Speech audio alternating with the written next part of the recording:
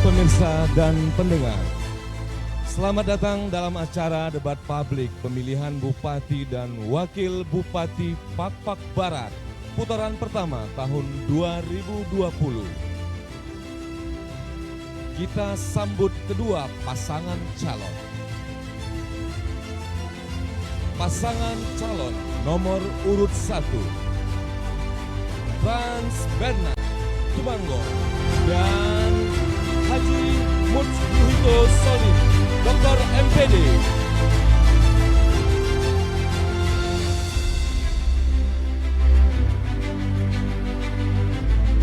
Dipersilakan menempati podium yang sudah dipersiapkan.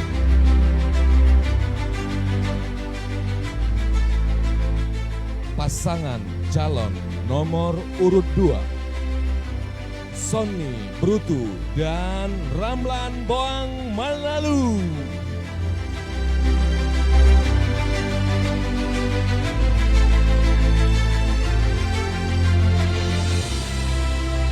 Dipersilakan menempati podium yang sudah dipersiapkan.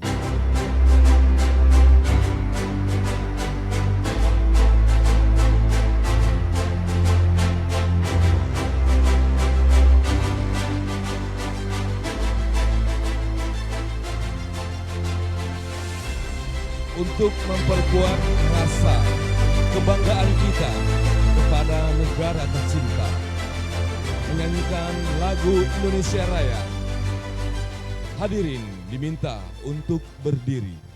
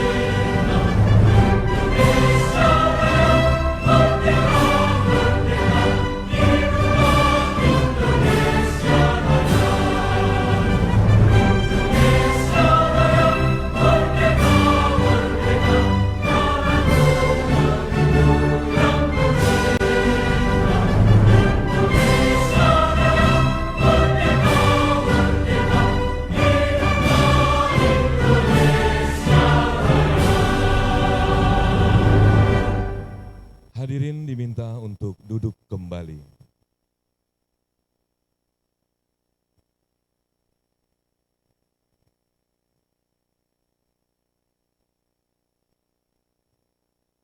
Hadirin pemirsa dan pendengar, semua yang kita lakukan adalah izin Tuhan Yang Maha Kuasa. Kita sambut Dr. Ardiansah MA, Sekretaris Majelis Ulama Indonesia Provinsi Sumatera Utara untuk memimpin doa.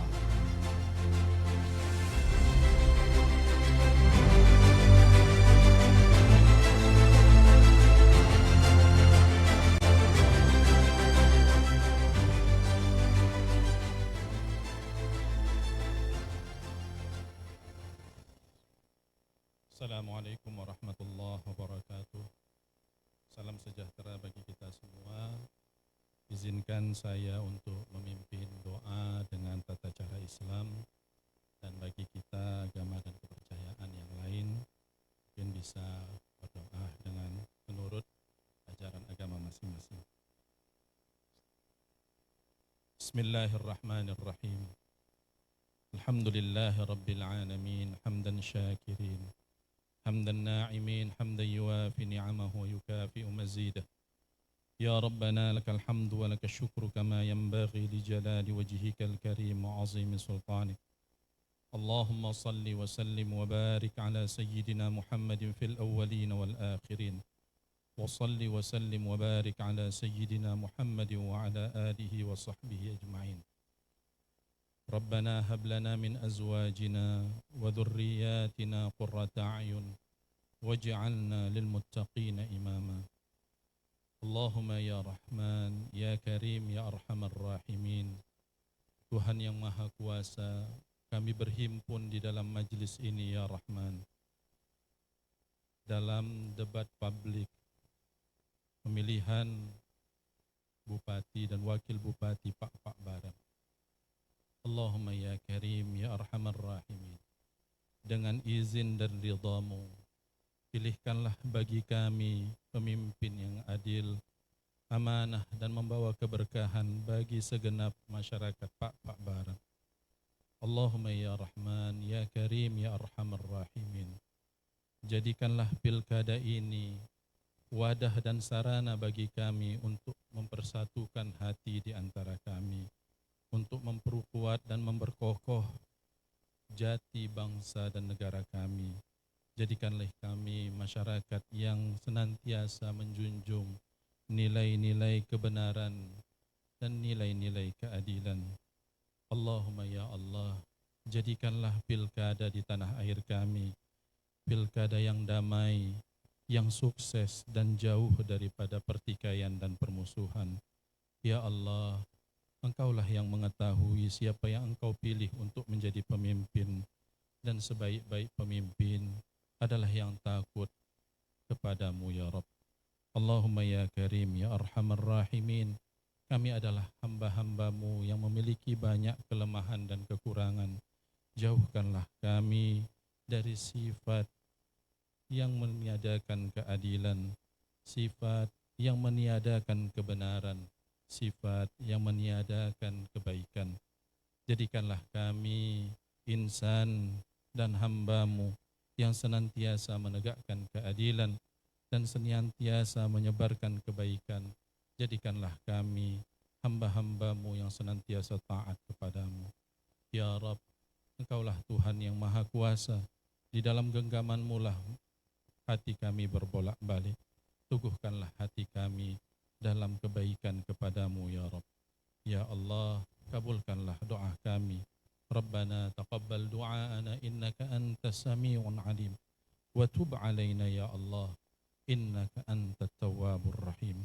Ya Allah, sukseskanlah pilkada Pak Barat dan sukseskanlah pilkada di seluruh negara kesatuan Republik Indonesia yang amat sangat kami cintai ini.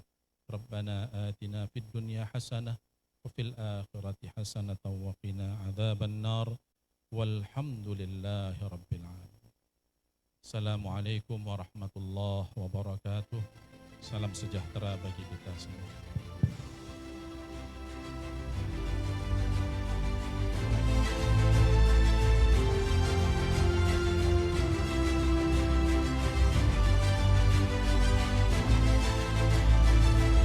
Kita panggilkan Ketua KPU Pak Barat, Basra Munti.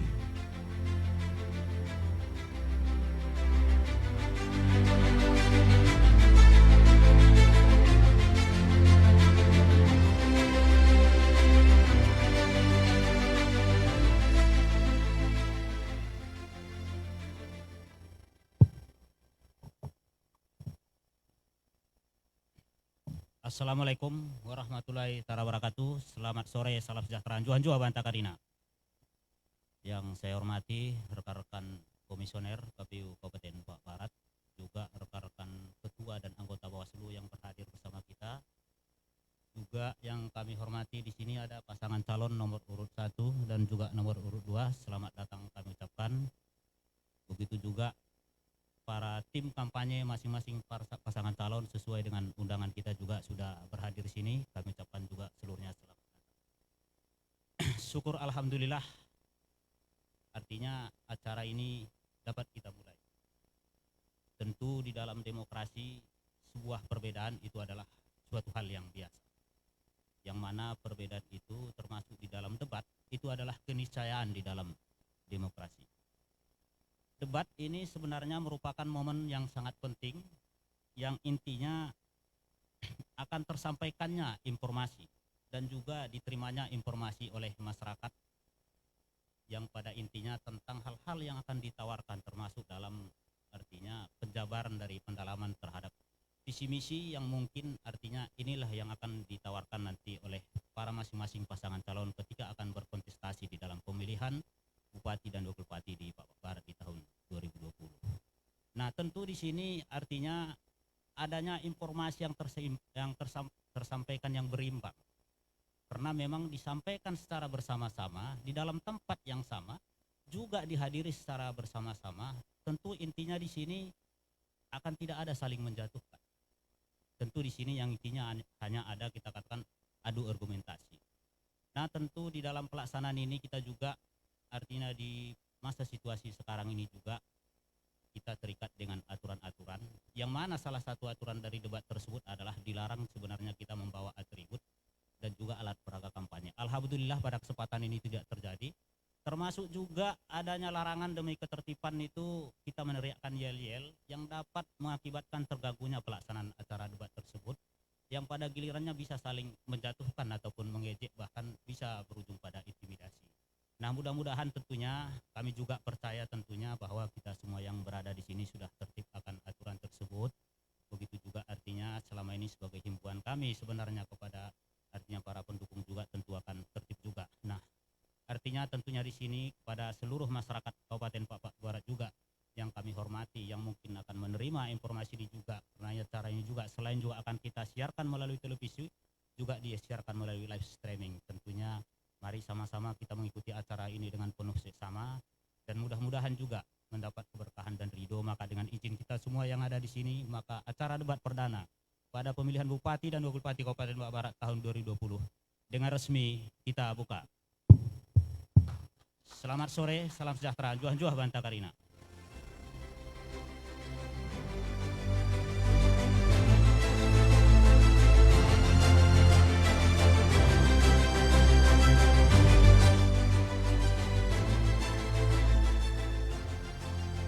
Sesuai aturan Komisi Pemilihan Umum, tema debat publik pemilihan Bupati dan Wakil Bupati Papua Barat, putaran pertama.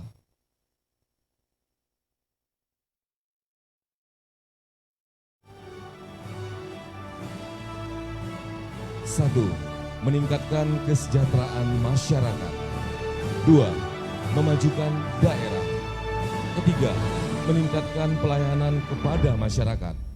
Keempat, kebijakan dan strategi penanganan COVID-19.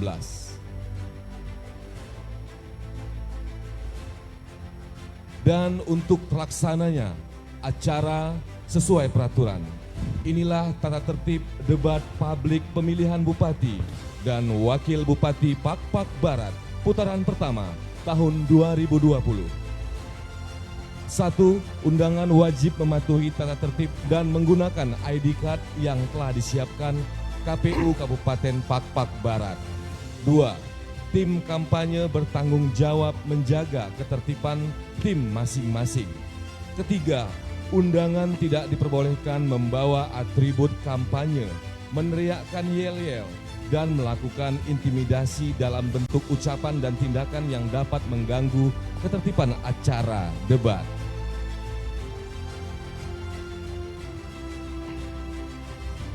Keempat, undangan wajib mematuhi ketentuan mengenai status penanganan coronavirus 19 atau COVID-19 pada daerah pemilihan setempat yang ditetapkan oleh pemerintah daerah atau gugus tugas percepatan penanganan COVID-19 di wilayah setempat.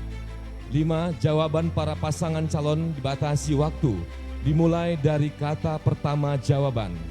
Keenam, jawaban fokus dan tidak melebar serta dilarang menyerang pribadi dan juga sara. Ketujuh, pasangan calon tidak dibenarkan untuk meminta pengulangan pertanyaan.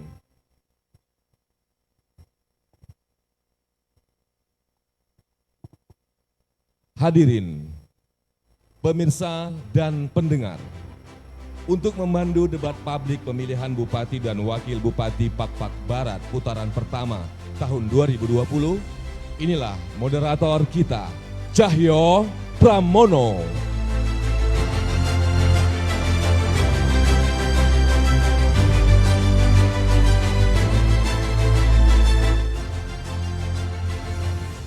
Baik, terima kasih. Selamat sore para pemirsa hadirin semuanya. Jua-jua. Baik, bahagia sekali kita bisa berkumpul di sini saat ini. Selamat datang para kandidat, serta nomor 1 dan nomor 2. Dan yang terhormat seluruh hadirin, termasuk Ketua KPU dan komisarisnya. Kita akan melalui beberapa segmen.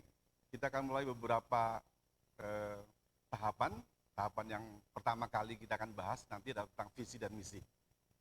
Hadirin dan pemirsa, tentu saja hadirin sudah kenal siapa mereka yang mendapatkan nomor urut nomor 1 dan siapa yang mereka mendapat urutan nomor 2.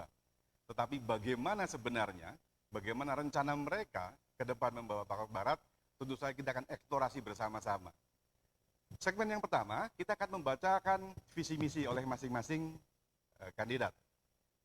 1 dan 2. Dalam pembacaan ini kita berikan waktu 3 menit masing-masing kepada 1 dan 2.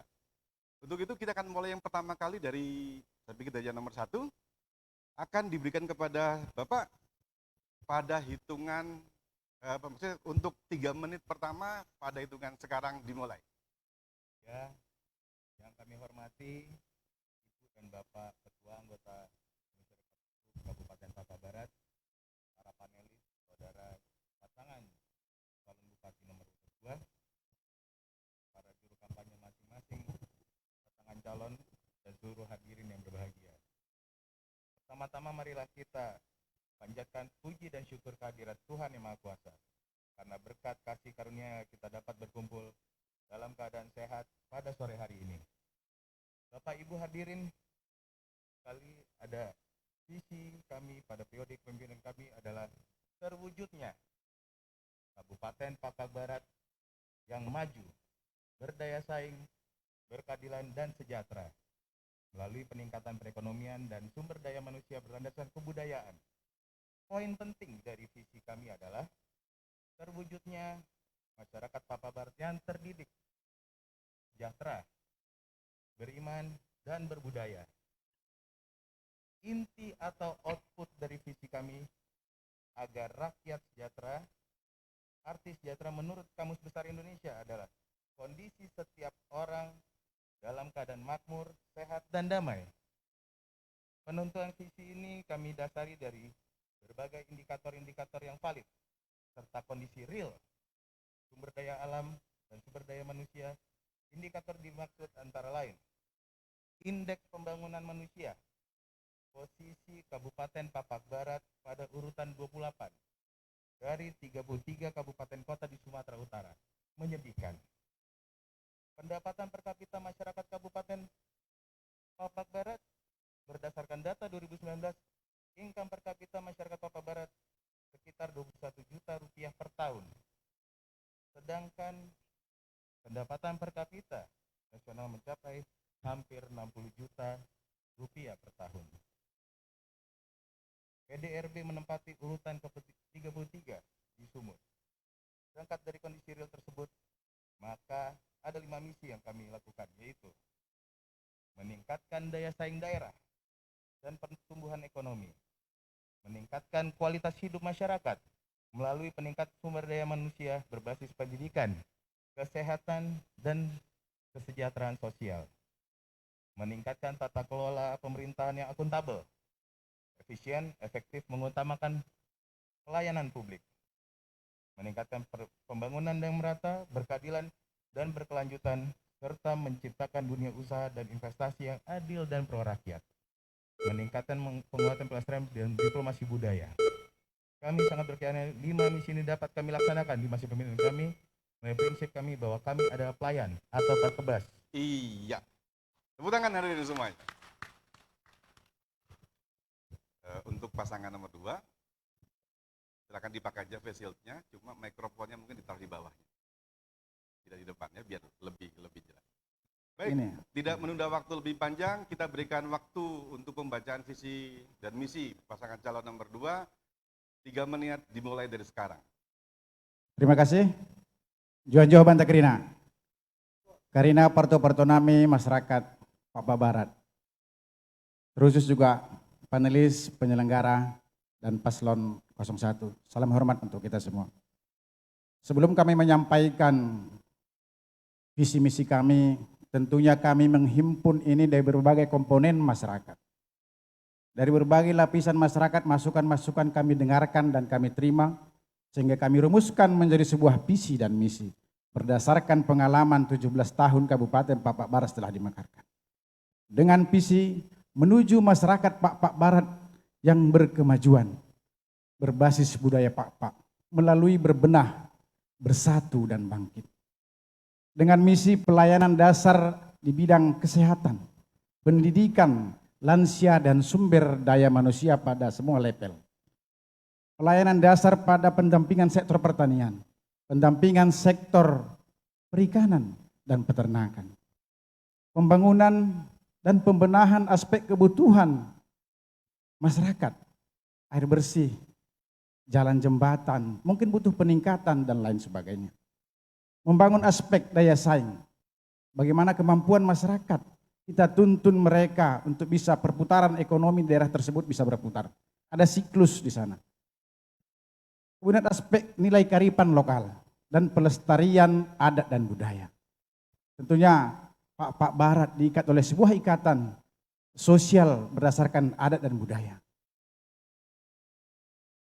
Terakhir adalah pembenahan sektor birokrasi, pemerintahan berbasis teknologi, pengelolaan aset dan disiplin.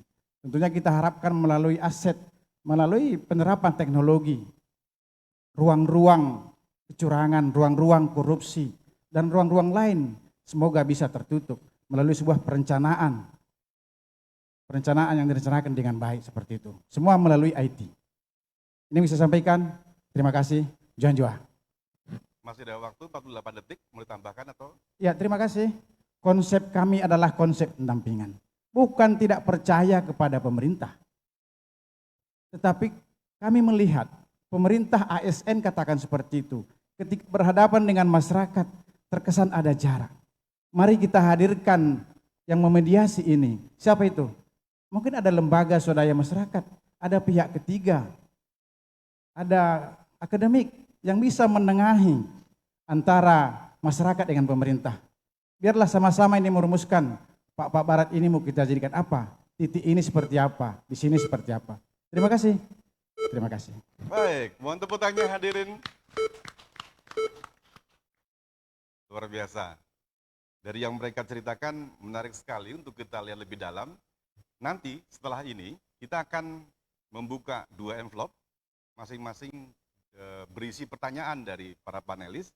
Tentu saja pertanyaan pertama untuk masing-masing sesuai dengan visi dan misi masing-masing. Sehingga kita akan bisa mendalami lebih lanjut bagaimana visi misi mereka dari si panelis dan masing-masing akan memberikan jawaban. Jadi hadirin dan pemirsa, kita akan kembali lagi setelah pesan-pesan satu.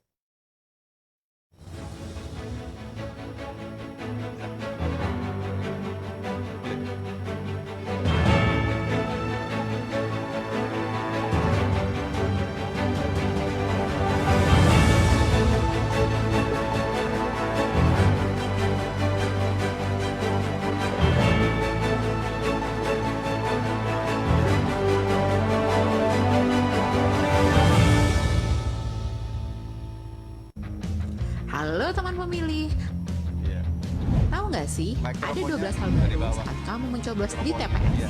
Apa aja sih? Yuk cari tahu. Pertama, pemilih yang datang ke TPS wajib pakai masker. Kedua, jangan lupa jaga jarak ya. Ketiga, sebelum dan sesudah mencoblos tersedia tempat cuci tangan.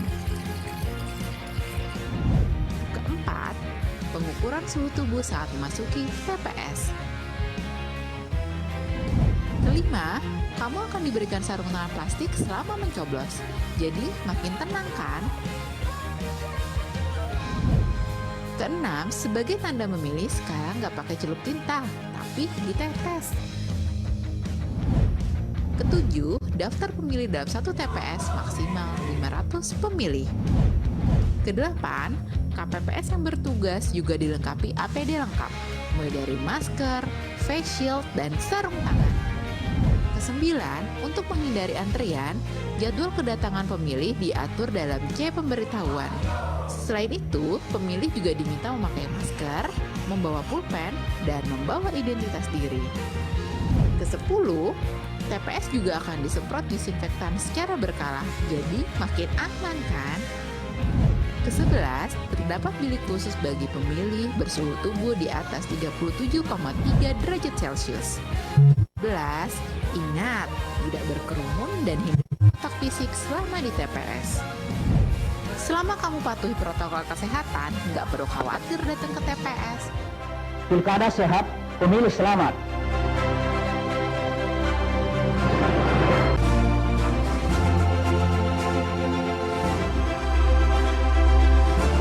Masyarakat Papua Barat pasti tahu.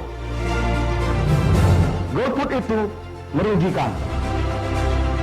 Money politik itu buruk. Rakyat pintar tidak golput dan tidak memilih karena uang.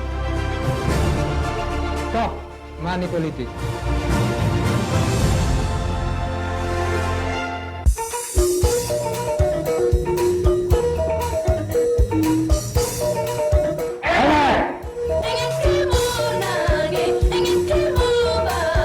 Sibah Desember 2020. Roh kita di TPS.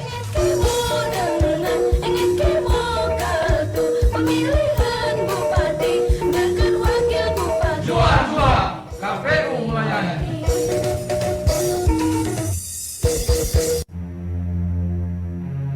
Ini hanyalah kertas. Ringan, ringkih.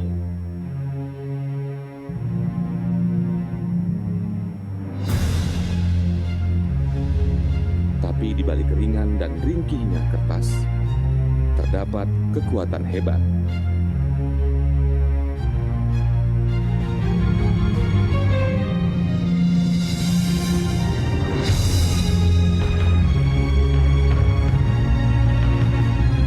Bersatunya kekuatan kecil mampu mengangkat beban berlipat-lipat. Kita belajar dari kertas. Kertas putih ini adalah pikiran positif, bentuk energi paling kuat di alam semesta. Pikiran positif menghasilkan kekuatan hebat untuk kota kita. Pikiran negatif menghasilkan kekuatan penghancur luar biasa. Karena kekuatan tercapai dengan pikiran positif. Pilkada hanyalah jalan, bukan soal kalah atau menang. Yang paling utama adalah semangat positif warga Papua Barat. Ingat, 9 Desember 2020 untuk Papua Barat. Tahapan pemilihan serentak tahun 2020 akan dilanjutkan kembali, dilaksanakan di 270 daerah di Indonesia, terdiri dari 9 provinsi, 224 kabupaten, dan 37 kota. Mari kita sukseskan pemungutan suara 9 Desember 2020 dengan aman dan bebas COVID-19. Pemilihan Bupati dan Wakil Bupati Papua Barat sudah gelombang pintu. Sebagai warga negara yang baik, gunakan hak pilih Anda. Pastikan diri Anda terdaftar. Ikuti protokol kesehatan dengan ketat. Pakai masker, jaga jarak, pemilih tidak tertular dan tidak menularkan.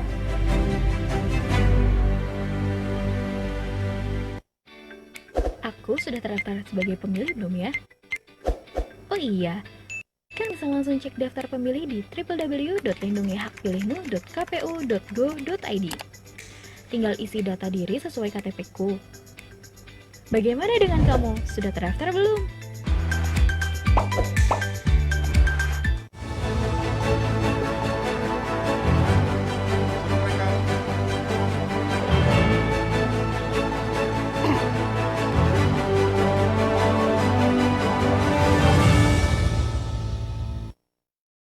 Baik, kembali lagi kita di panggung debat publik untuk pemilihan Bupati Pak-Pak Barat tahun 2020. Seperti yang saya janjikan tadi, saya memiliki 2 buah amplop di tangan saya, yang di sebelah kanan saya tertulis angka 1, yang di sebelah kiri saya tertulis angka 2. Itu artinya ini pertanyaan pendalaman materi tentang visi misi untuk pasangan calon nomor 1, dan ini untuk pasangan calon nomor 2. Bapak Ibu mohon izin hadirin untuk pembukanya. Oh, karena tadi saya mulai dari pasangan 1, mohon izin saya sekarang biar agak imbang adil, saya mulai dari pasangan nomor 2 ya. Saya akan membacanya dari podium saya agar memudahkan saya. Ini masih tersil. Dan pertanyaan ini disusun oleh tim panelis berdasarkan visi misi yang Bapak berikan kepada KPU. Baik, pertanyaan dengan jawaban 3 menit masing-masing ditujukan sekarang kepada pasangan calon nomor 2. Pertanyaan pendalaman visi misi paslon 2. Berdasarkan visi misi Anda, pembenahan infrastruktur dasar seperti fasilitas air bersih, jalan desa, fasilitas kesehatan, dan pendidikan menjadi salah satu program strategis. Pertanyaannya adalah, di tengah keterbatasan APBD Kabupaten Pak-Pak Barat, bagaimana strategi yang akan Anda tempuh untuk memenuhi besarnya harapan masyarakat terhadap peningkatan kebutuhan dasar tersebut? Jelaskan dengan konkret. 3 menit untuk Anda. Terima kasih. Persoalan air bersih menjadi persoalan sejak dulu. Masyarakat masih sekitar 50 sekian persen terpenuhi. Sisanya itu belum teraliri dengan air bersih. Air bersih adalah kebutuhan mendasar hidup. Solusinya tentunya di pusat banyak uang, APBD. Dengan menggandeng anggota DPR RI yang ada dari Dapil Sumut 3. Dengan menggandeng para orang tua masyarakat Pak-Pak yang ada di Jakarta.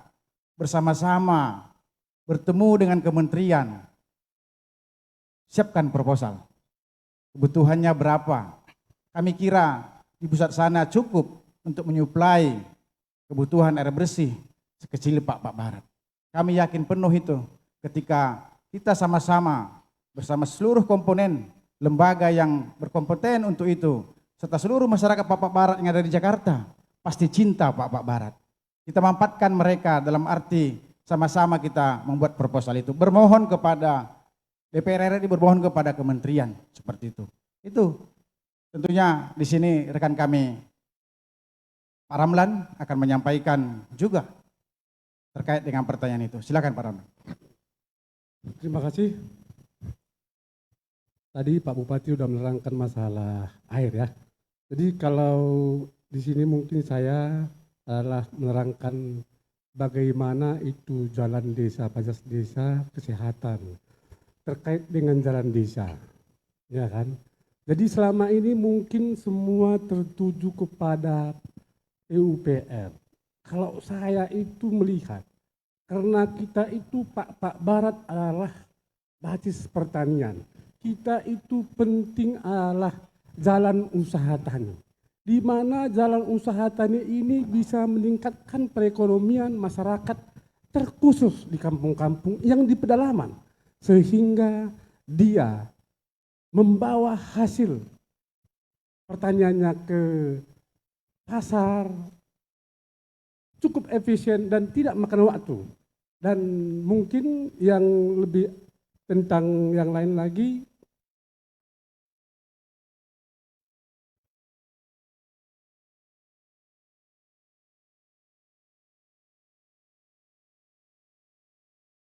dan kesehatan, juga kesehatan ya. Jadi semuanya itu kesehatan. Kesehatan bagi masyarakat Pak Barat itu adalah sangat mendasar tentang kesehatan. Dia apa itu tentang ibu hamil, tentang ibu yang melahirkan. Sebenarnya itu aja. Jadi kita nanti akan meningkatkan posyandu di daerah-daerah. Oke, terima kasih. Mohon tepuk tangan. Baik, hadirin pemirsa, di tangan saya sekarang ada pertanyaan nomor 1 untuk pasangan calon nomor 1. Setelah saya pertanyaan ini nanti akan kami perkenalkan para panelis yang menyusun seluruh pertanyaan ini sebelum masuk ke sesi yang berikutnya. Jadi sebelum diperkenalkan saya akan baca dulu nih, biar langsung selesai untuk kandidat pasangan calon nomor 1. Saya bacakan. Pertanyaan pendalaman visi misi paslon 01. Berdasarkan visi misi Anda, peningkatan daya saing daerah menjadi salah satu program strategis. Pertanyaannya, apa keunggulan komparatif yang akan Anda kembangkan untuk meningkatkan daya saing daerah dibandingkan dengan daerah lain di Sumatera Utara? Jelaskan dengan contoh-contoh konkret. 3 menit untuk Anda, silakan. Oke. Ya, salah satu program strategis kami, bagian dari visi misi kami adalah meningkatkan produktivitas dan kualitas produk unggulan Papak Barat, yaitu gambir, nilam, serai, nanas, dan durian.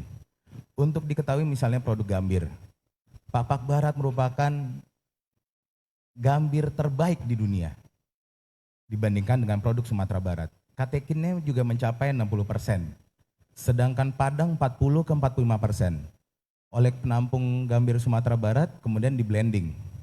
Nah, dengan gambir Papak Barat untuk mendapatkan minimal katesin 50 untuk bisa diekspor, artinya bahwa gambir Sumatera Barat dapat diekspor sangat tergantung kepada gambir Papak Barat.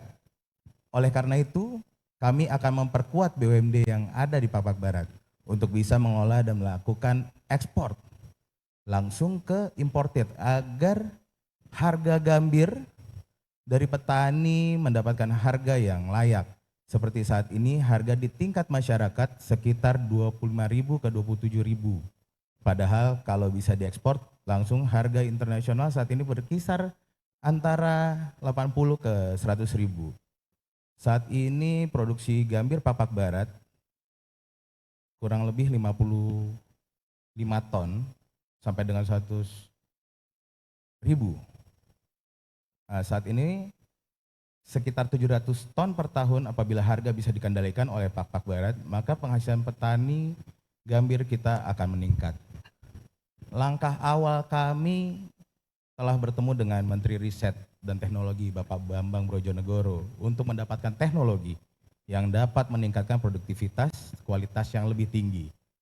Dari hasil kajian sementara, bahwa metode penyulingan yang digunakan saat ini tidak dapat menghasilkan produktivitas dan kualitas yang baik karena kettle terbuat dari bahan besi. Sedangkan menurut BPPT harusnya terbuat dari stainless steel. Mungkin langsung Pak dilanjutkan. Ya, sebagaimana yang diterangkan oleh Pak Frans bahwa produk unggulan yang berdaya saing itu adalah gambir, minyak serai, nilam. Itu tidak terdapat di kabupaten lain. Hanya di Kabupaten Papak Barat itu yang terdapat.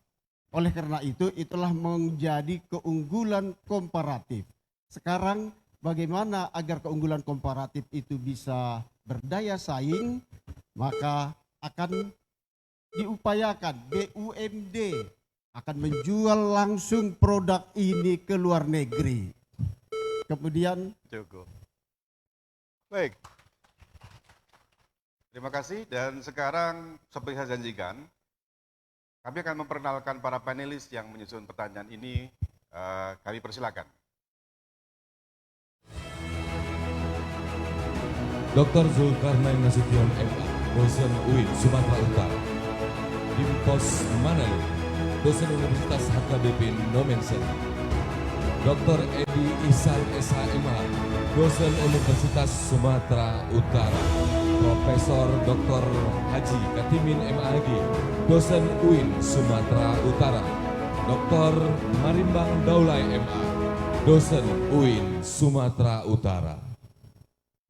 Baik, hadirin para pemirsa, mohon tepuk tangannya untuk sekali lagi kepada seluruh pasangan calon yang ada di depan ini. Sekarang kita akan menaikkan level kehangatan diskusi hari ini. Yang pertama kita akan melakukan undian pertanyaan-pertanyaan yang sudah disusun oleh panelis. Jadi nanti masing-masing pihak, masing-masing pasangan calon akan mengirimkan wakilnya, mungkin Bupati, kemudian mengambil nomor, mengambil pertanyaan-pertanyaan tersebut yang nanti akan kita cicil satu persatu kita bacakan. Hadirin dan pemirsa, dialog ini, diskusi ini akan sangat menarik karena pertanyaan-pertanyaan itu disusun dengan sangat serius oleh para panelis yang tadi diperkenalkan. Jadi menjadi penting untuk para kontestan untuk bisa menjawabnya dengan bagus. Kami akan berikan pertanyaan satu persatu. Silakan, ya, wakil dari masing-masing maju ke depan, silakan.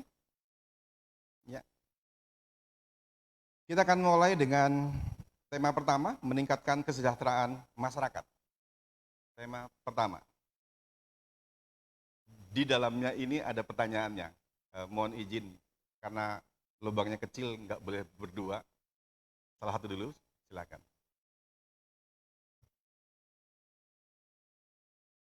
Oke. Tunjukkan ke hadirin. Baik, diletakkan di sini. Iya. Oke, sekarang yang Bapak.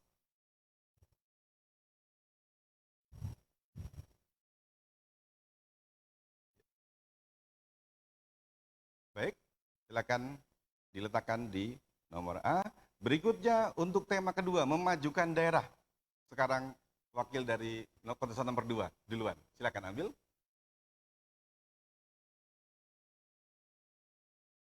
Ya, diletakkan di nomor B. Kemudian silakan dari nomor 1.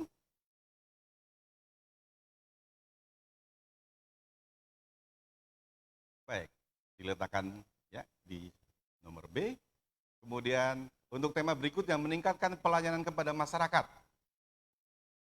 Karena tadi sudah yang kedua, sekarang yang nomor 1. Silakan. Ya. Diambil 1, pertanyaannya diletakkan di box bagian C. Baik, disusul oleh wakil dari paslon nomor 2. Iya.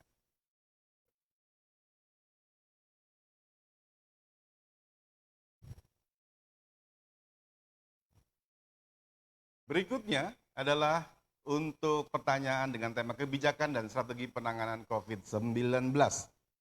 Tadi ini sudah, berarti yang kedua.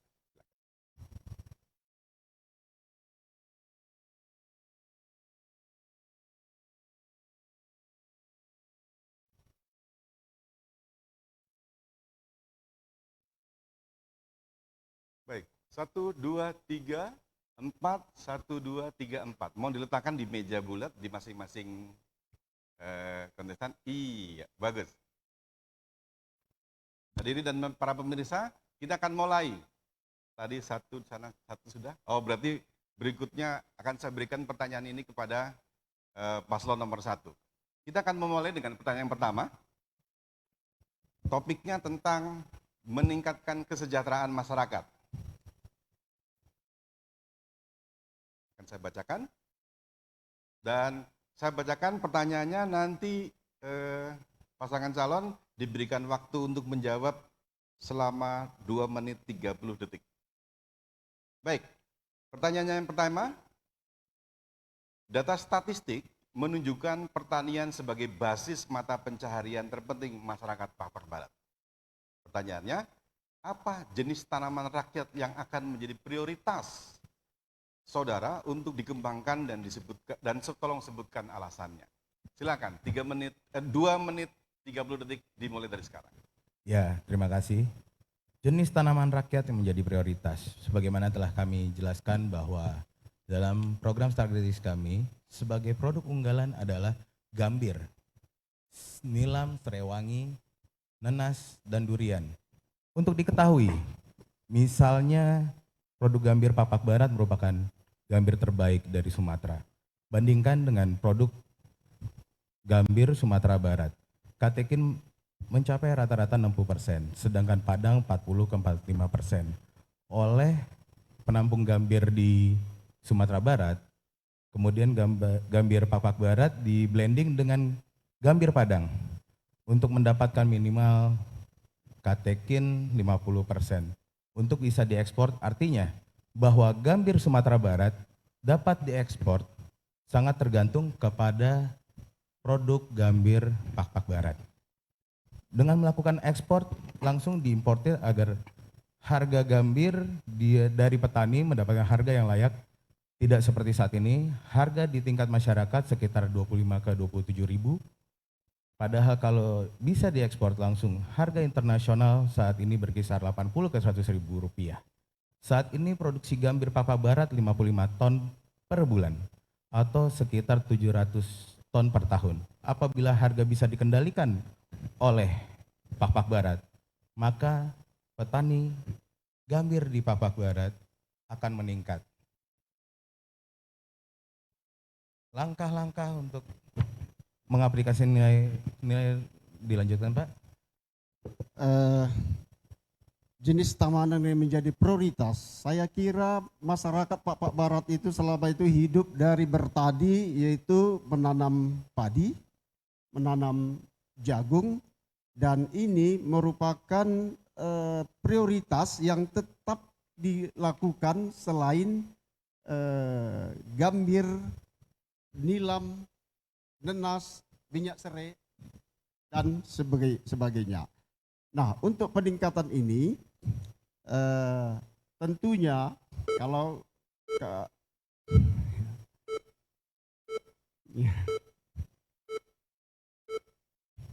Oke.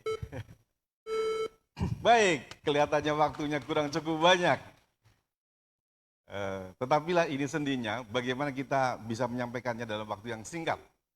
Baik, hadirin dan pemirsa, sekarang saya akan memberikan pertanyaan kepada pasangan calon nomor 2 untuk topik yang pertama tentang meningkatkan kesejahteraan masyarakat. Ini pertanyaannya dan akan saya buka dan saya bacakan. Mohon siap-siap untuk pasangan calon nomor 2. Anda memiliki waktu 2,5 menit nanti untuk menjawabnya ya. Pertanyaan, dengan cara bagaimana saudara meningkatkan kesejahteraan masyarakat sementara daerah Pak Barat adalah daerah yang minim sumber daya alam dan lemah sumber daya manusianya? 2,5 menit dimulai dari sekarang. Terima kasih. Saya tidak setuju kalau dikatakan sumber daya alam di masyarakat Pak Barat lemah. Saya tidak setuju kalau sumber daya manusia juga lemah. Itu saya tidak setuju dengan pertanyaan panelis. Tapi kalau ditanya apa solusinya meningkatkan perekonomian, meningkatkan pendapatan masyarakat, tentunya kami, pasangan 02, Suara Lebuh mempunyai program One Pilex, One Product. Selama ini kita melihat masyarakat kita belum percaya diri, kadang kalau hasil jagung itu bisa ke beras. Hasil gambir itu ke beras. Jadi ini akan kita tuntun dengan konsep pendampingan bahwa beberapa desa apa yang cocok komoditi di sana supaya memiliki produk unggulan. Jadi dia selama ini kita lihat ada semua jenis tanaman tetapi tidak ada yang dominan. Ini menjadi persoalan. Kemudian nanti masyarakat di Jalan Sibandi, Jalan Negara itu kita buat pusat pasar. Pusat pasar sehingga masyarakat yang punya sayur mayur jual ke sana. Kemana kirim? Ke Aceh. Orang Aceh mungkin bawa ikan ke Sibandi sana, kecamatan Selutali Urang Jehe, di salah satu kecamatan di Pak Barat. Itu persoalannya, jadi bukan sumber daya manusianya, bukan sumber daya alamnya. Itu perlu kami jelaskan. Namun demikian mungkin ada tambahan dari Pak Cawabu. Terima kasih. Sebenarnya untuk mensejahterakan masyarakat Pak Barat masih banyak. Masih banyak hal-hal yang bisa rekrut ataupun dikembangkan. Tentu salah satu tadi yang disampaikan Pak Bupati adalah itu masalah kultura. Itu kita memang bagaimana itu setiap malam itu hampir 10 sampai 15 mobil itu sayur mayur itu dari Tanah Karo, dari Tele, dari mungkin banyak macam. membawa ini ke Aceh. Jadi sehingga kita itu nanti canangkan itu seluruh di perkebunan di belakang rumah masyarakat. Oke, cukup. Mohon tepuk tangannya hadirin. Masyarakat Papak Barat, sekarang semakin jelas bagaimana Anda melihat kedua pasangan ini. Mungkin sekarang sudah mulai meyakini untuk memilihnya dengan jawaban masing-masing. Tapi tunggu, kita masih punya beberapa segmen lagi yang bisa menggali lebih dalam dan mengenal lebih jauh tentang mereka. Setelah ini nanti kita akan membahas topik yang berikutnya tentang meningkatkan pelayanan kepada masyarakat. Daftar pertanyaan masih di depan mereka masing-masing. Dan hadirin dan pemirsa, kita akan kembali lagi setelah pesan-pesan berikut ini.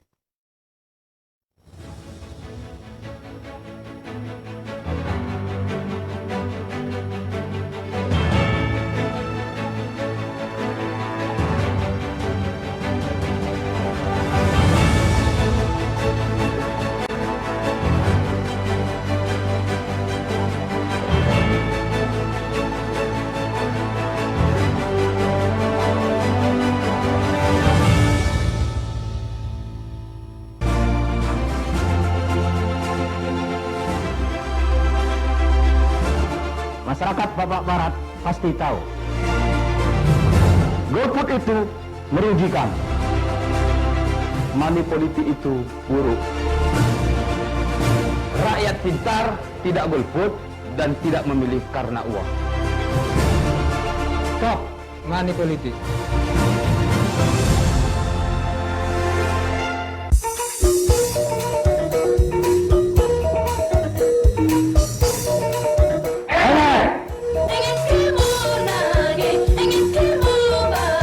Sidang Desember 2020. Perwakilan di TPS.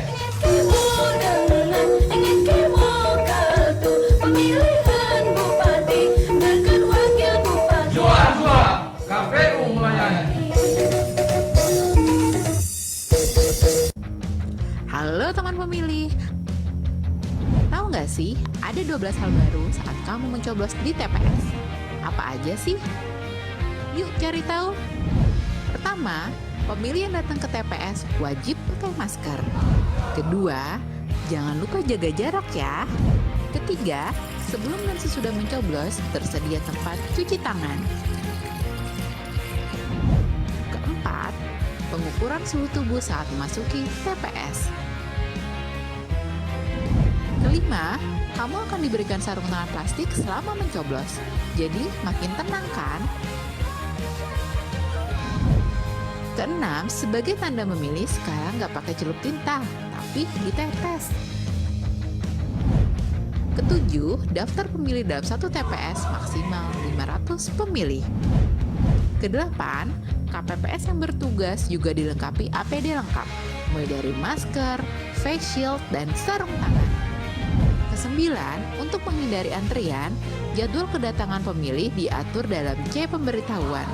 Selain itu, pemilih juga diminta memakai masker, membawa pulpen, dan membawa identitas diri. Ke-10, TPS juga akan disemprot disinfektan secara berkala, jadi makin aman kan?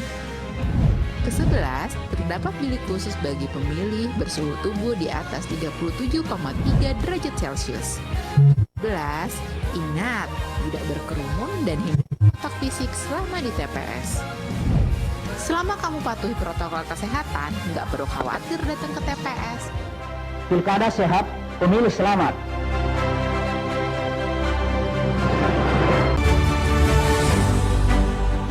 Pemilihan Bupati dan Wakil Bupati Papak Barat sudah diambang pintu. Sebagai warga negara yang baik, gunakan hak pilih Anda. Pastikan diri Anda terdaftar. Ikuti protokol kesehatan dengan ketat.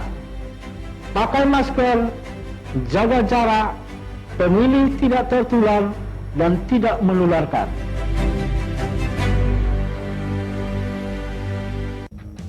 Halo teman pemilih.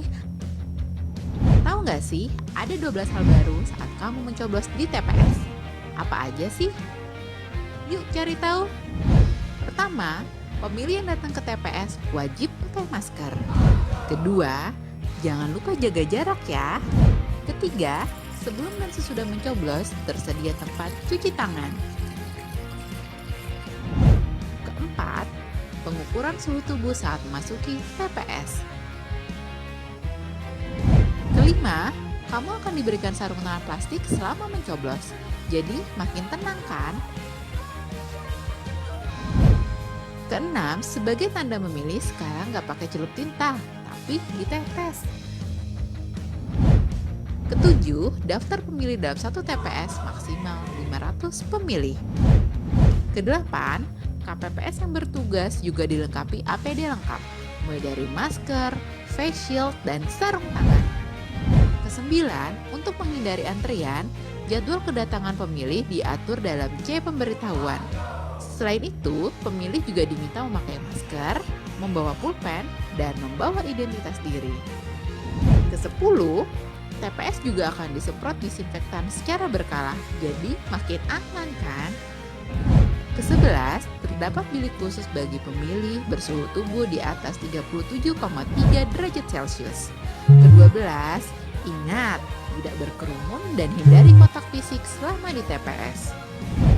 Selama kamu patuhi protokol kesehatan, nggak perlu khawatir datang ke TPS. Pemilihan sehat, ayo memilih.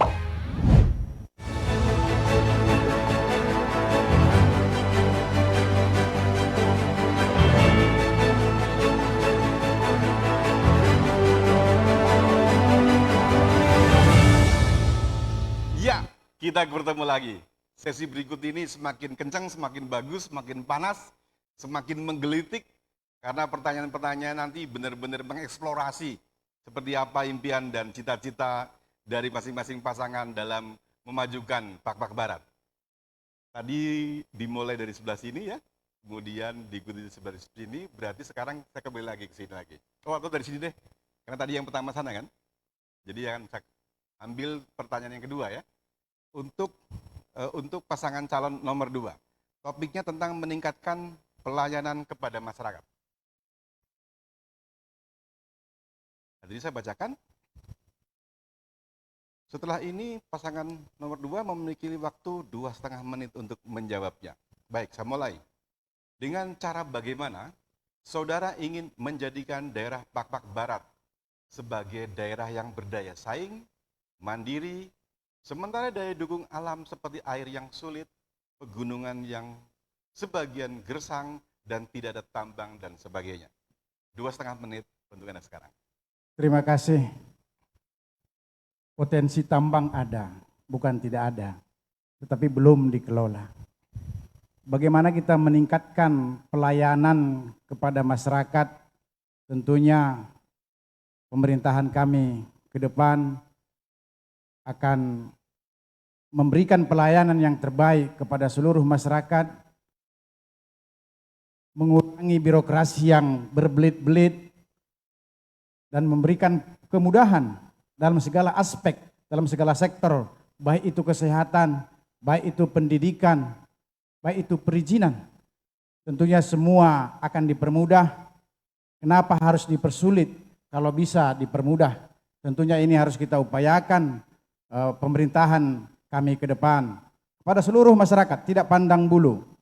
Apalagi soal perizinan, barangkali ada beberapa yang sudah diambil alih oleh provinsi. Tentunya ini nanti harus berkoordinasi, kita bantu masyarakat untuk bawa ke provinsi. Seperti perizinan galian C, ini kan di provinsi, ini kendala di masyarakat sekarang. Jadi beberapa kali kita sudah surati ketika kami menjadi Ketua DPRD, ini kita sampaikan, layangkan supaya kewenangan itu kembalikan kepada daerah. Ini tentunya. Dalam pendidikan, tentunya SMA juga. Pelayanan kepada siswa-siswa SMA itu menjadi persoalan tersendiri ketika SMA ini ditarik kepada provinsi. Kabupaten hanya bisa memberikan bantuan ataupun stimulan, tapi tidak bisa kewenangan penuh untuk mengelola. Ini juga persoalan. Kami berharap suatu waktu ini akan kembalikan kepada daerah. Karena kami yang tahu siswa-siswi kami itu mau kemana, adik-adik itu mau kemana.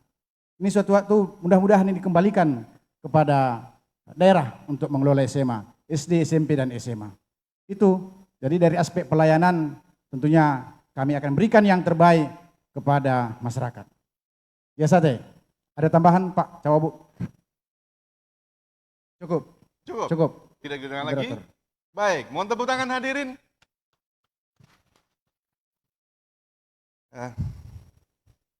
Berikutnya, untuk pasangan nomor 1. Mohon ralat, tadi yang pertanyaan tadi, yang B yang kita ambil, sebenarnya topiknya tentang memajukan daerah. Jadi jawabannya benar ya.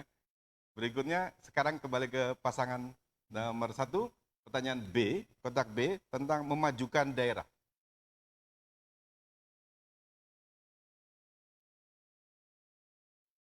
Pasangan nomor 1, Anda memiliki waktu 2,5 menit. Saya bacakan pertanyaannya. Kabupaten Pakpak Barat adalah kabupaten agraris. Hal ini ditunjukkan oleh data BPS tahun 2019 yang menyebutkan komposisi PDRB menurut lapangan usaha tertinggi adalah 1. Pertanian, kehutanan, dan perikanan sebesar 54,98%. 2. Administrasi pemerintahan pertahanan dan jaminan sosial wajib sebesar 12,43%. Perdagangan besar dan eceran, reparasi mobil dan sepeda motor sebesar 12,17%, konstruksi sebesar 10,93%, dan seterusnya. Pertanyaannya, jika kelak terpilih sebagai bupati atau wakil bupati Pakpak Barat, strategi apa yang Anda tempuh untuk meningkatkan prioritas pertanian, kehutanan, dan perikanan, di mana pada saat yang sama harga-harga produk pertanian sangat fluktuatif dan petani seringkali tidak berdaya menghadapi fluktuasi harga tersebut. 2,5 menit untuk Anda.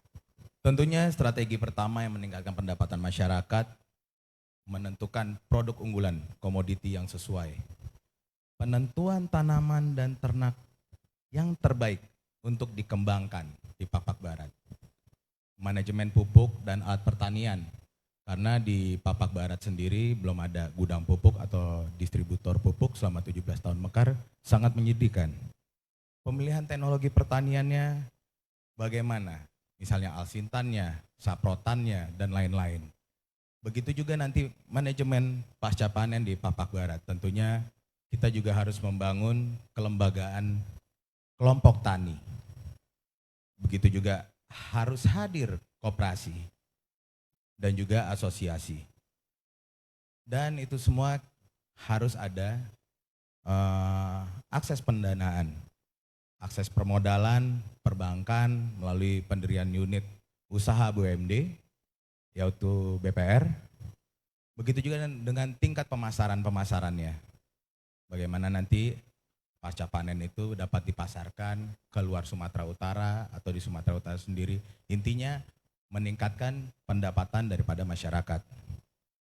Dan selanjutnya yang paling penting adalah peningkatan peran BUMD dan BUMDes. Mungkin itu dari saya dan ditambahkan Pak.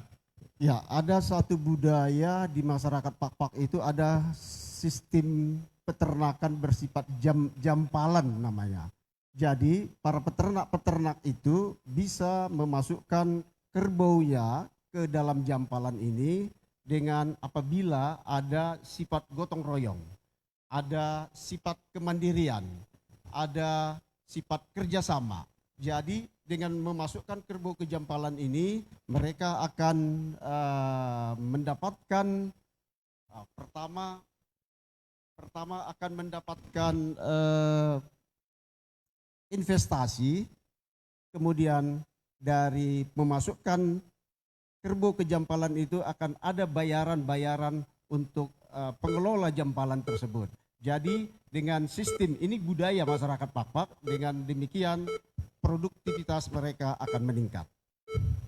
Baik, luar biasa. Mohon tepuk tangannya.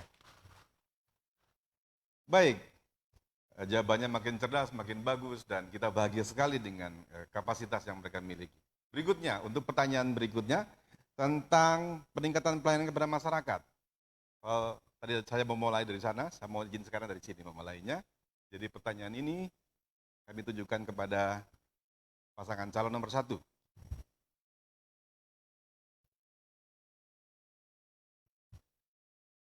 Pasangan calon nomor 1 ini pertanyaannya, salah satu poin penting dari reformasi adalah terciptanya pemerintahan yang bersih dari KKN, kolusi, korupsi, dan nepotisme. Pertanyaan, bagaimana komitmen saudara terhadap hal ini? jika saudara terpilih menjadi Bupati dan Wakil Bupati Pak Barat pada Pilkada tahun ini. 2,5 menit untuk Anda dari sekarang. Strategi konkret yang akan kami lakukan adalah dengan menciptakan sistem birokrasi yang bersih, transparan dan akuntabel, seperti peningkatan pelaksanaan dan lain-lainnya. Proses perencanaan dengan e-planning, penganggaran dengan e-budgeting, dan proses penggadaan barang dan jasa melalui e-procurement. Dengan penerapan peningkatan kualitas pelayanan kepada masyarakat melalui pelayanan yang cermat, yaitu cepat, efektif, ramah, akuntabel, dan transparan, dengan penerapan teknologi informasi di bidang perizinan satu pintu, izin usaha, IMB, dan lain-lain, termasuk penerapan Undang-Undang Cipta Kerja. Selanjutnya, kependudukan, seperti KTP, KK, akte lahir, akte nikah, akte kematian. Peningkatan kualitas sumber daya manusia di bidang pengawasan seperti APIP. Mungkin ditambahkan, Pak? Untuk terciptanya birokrasi yang baik, pertama harus menempatkan ASN itu sesuai dengan kapasitas dan kompetensinya masing-masing. Oleh karena itu akan dilakukan tim penilai atau asesmen terhadap kapasitas dan kompetensi mereka agar mereka bisa ditempatkan sesuai dengan kompetensinya masing-masing. Biasanya korupsi itu terjadi pada penempatan ASN. Oleh karena itu, agar terhindar dari korupsi-korupsi seperti itu, maka penempatan mereka harus bekerja secara profesional, bekerja sesuai dengan kapabilitasnya, bekerja sesuai dengan kapasitasnya, dan yang paling penting itu adalah penempatan itu berbasis zonasi. Maksudnya zonasi itu orang masyarakat, orang yang tinggal di Salak jangan ditempatkan di Bagindar. Nah, ini merupakan efisiensi birokrasi yang akan menjamin terjadinya produktivitas bagi ASN itu sendiri. Selain itu,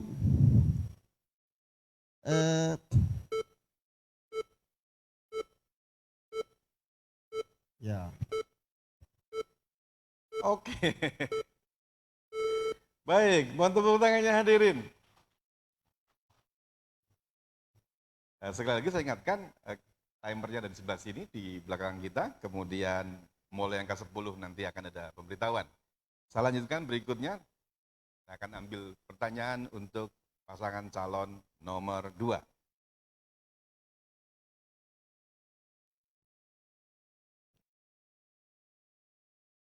Siap-siap, Pak. Oke.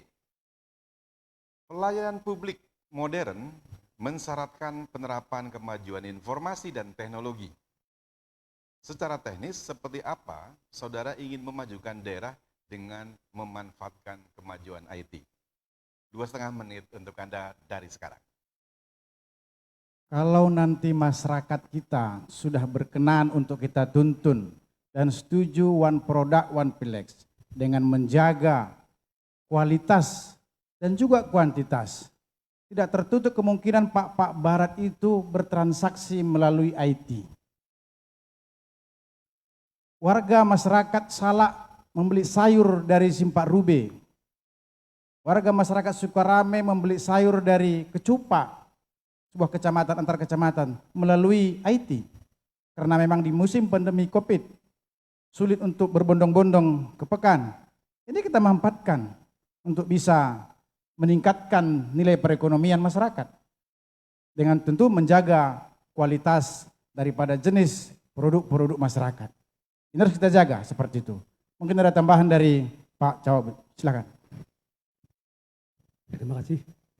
Jadi sesuai tanya Bapak tadi, memang ada beberapa lagi desa ataupun kampung yang di Pak Barat itu belum ada tower ya.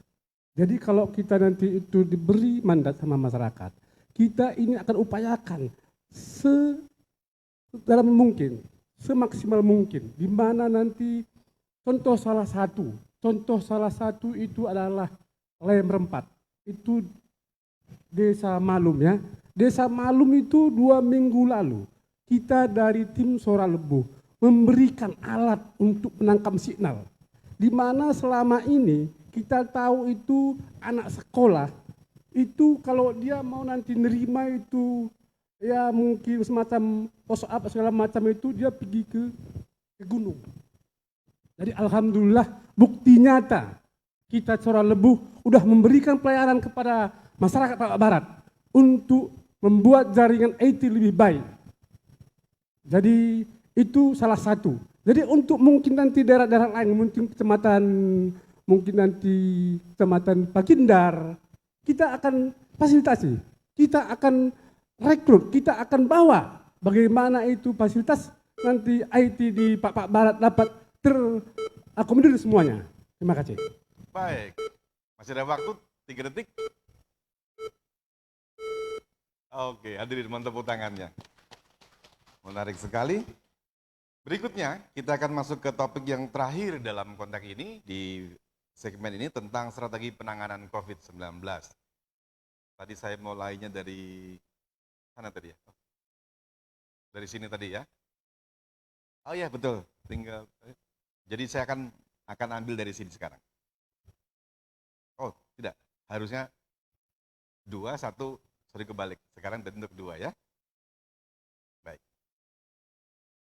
Akan saya buka.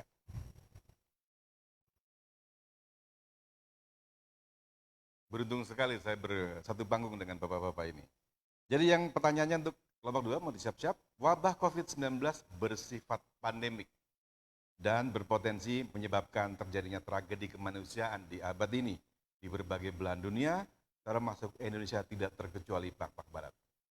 Pertanyaannya, bagaimana program pembangunan yang saudara rencanakan untuk melindungi masyarakat Papua Barat dari dampak COVID-19 ini? 2,5 menit untuk Anda. Pertama dari sektor pertanian. Masyarakat Papua Barat berjumlah 48.000 jiwa. Kebutuhan 42 ton beras, yang tersedia hanya 21 ton. Ini tentu harus kita dorong. Di mana peran pemerintah? Tentunya dengan memberikan subsidi kepada masyarakat, menambah alat-alat berat traktor pertanian, memberikan bantuan bibit, dan memanfaatkan lahan-lahan yang kosong. Supaya kita berusaha untuk bisa swasembada. Tidak harus mengharapkan dari luar, karena lokasi lahan kita itu bagus. Apa saja ditanam itu sangat bagus. Itu dari sektor pertanian. Sayur mayur, buah-buahan, ini bisa disuplai untuk kebutuhan sendiri. Konsumen sendiri di pekarangan halaman rumah saja pun cukup untuk itu. Dari sektor kesehatan tentunya penyuluhan. Penyuluhan bagaimana pola hidup sehat, bagaimana menghindari virus, bagaimana menjaga jarak, pakai masker, bekerja sama dengan lembaga-lembaga yang terkait dengan tugas bagaimana mencegah pandemi COVID. Saya kira itu harus kita lakukan apakah dengan TNI, dengan Polri, dengan gugus tugas, dengan Dinas Kesehatan. Ini harus secara masif. Yang sekarang posisi kuning, ini kita berupaya untuk kembalikan kepada hijau ini. Itu harapan kita. Mungkin ada tambahan dari Pak Cawabob, silakan. Ya, terima kasih. Jadi ini juga adalah tidak terhindar daripada prasana air. Di mana sumber air adalah sumber kehidupan. Kita tahu itu Papua Barat masih banyak desa, kampung, mungkin kecamatan yang belum terrealisasi dengan PDAM. Maka kita, pemerintah nantinya akan turun tangan melihat.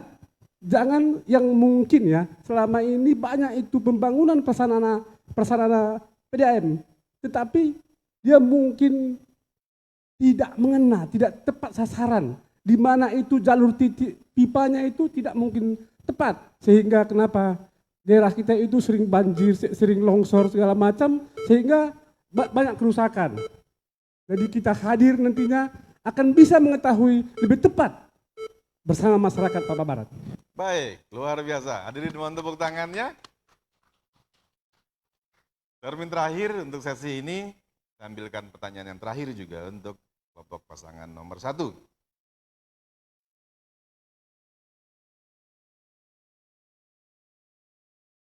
Begini, di antara beberapa kabupaten dan kota di Sumatera Utara, Kabupaten Pakpak Barat tidak termasuk zona merah. Saat debat ini dilaksanakan, berada dalam zona kuning. Jika saudara terpilih sebagai bupati dan wakil bupati Pakpak Barat ke depan, bagaimana strategi saudara mempertahankan zonasi tersebut atau jika mungkin menjadikannya menjadi zona hijau? 2,5 menit dari sekarang. Ya. Agar tetap Pakpak Barat berada pada zona kuning atau bahkan zona hijau, maka yang pertama dilakukan adalah tetap mengikuti perintah atasan tentang bagaimana penanggulangan COVID, baik pemerintah pusat maupun pemerintah Provinsi Sumatera Utara. Kemudian kewajiban untuk menjaga 3M, pakai masker, distancing sosial atau menjaga jarak, kemudian mencuci tangan. Kemudian langkah berikutnya adalah penyediaan fasilitas tentang pencegahan COVID, kemudian memperkuat pos-pos masuk ke Pakpak Barat, supaya orang luar itu bisa dibatasi, supaya karena biasanya COVID itu masuk karena pengaruh orang luar. Karena masyarakat Pakpak Barat itu selama ini terkenal sebagai zona hijau, tetapi dengan interaksi manusia akhirnya sudah terkena COVID di sana. Kemudian menyediakan ruang-ruang isolasi bagi pencegahan COVID itu sendiri, lalu menyelenggarakan protokol kesehatan dengan cara yang persuasif, mendekati masyarakat itu agar mau menggunakan atau memanfaatkan 3M itu. Masih ada, Pak? Kami kebetulan sudah melakukan di tiap-tiap kampanye paslon nomor 1, menjaga jarak, memakai masker, dan mencuci tangan. Setelah itu kami juga sudah melakukan penyemprotan disinfektan di seluruh kecamatan di Pakpak Barat. Jadi kami sangat peduli dengan COVID di Pakpak Barat, khususnya di Sumatera Utara. Ya sate. Masih ada 4 detik, tidak dimanfaatkan. Baik, mohon hadirin, mohon tepuk tangannya. Tidak terasa, 4 topik dasar sudah kita bicarakan, masing-masing menunjukkan konsepnya, masing-masing menunjukkan idenya, masing-masing menunjukkan kapasitasnya, dan kita akan lihat lagi tahap berikutnya. Tahap berikutnya kita akan masuk ke tahap debat eksploratif. Dalam tahap ini, kami akan memutarkan, menayangkan sebuah video yang kami ambil dari Pakpak Barat, kemudian masing-masing akan melihatnya, dan masing-masing pihak akan menanyakan kepada pihak yang lain. Nah, tentang apa yang dipikirkan konsepnya dalam video tersebut, kemudian setelah pihak lain menjawab, kemudian pihak yang bertanya akan memberikan tanggapan atas jawaban dari pihak lain. Dan bergantian. Dengan video yang sama, dengan video yang tunggal satu, tetapi dikomentari oleh kedua belah pihak dan ditanyakan oleh kedua belah pihak. Baik, hadirin dan pemirsa jangan kemana-mana, kita akan kembali lagi setelah pesan-pesan berikut ini.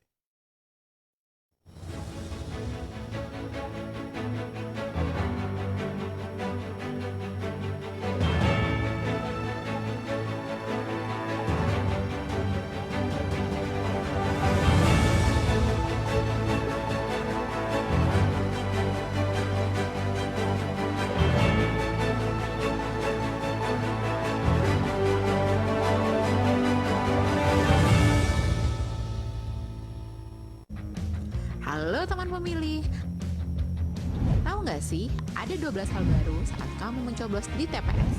Apa aja sih? Yuk cari tahu. Pertama, pemilih yang datang ke TPS wajib pakai masker. Kedua, jangan lupa jaga jarak ya. Ketiga, sebelum dan sesudah mencoblos tersedia tempat cuci tangan. Keempat, pengukuran suhu tubuh saat memasuki TPS. Kelima, kamu akan diberikan sarung tangan plastik selama mencoblos. Jadi, makin tenang kan?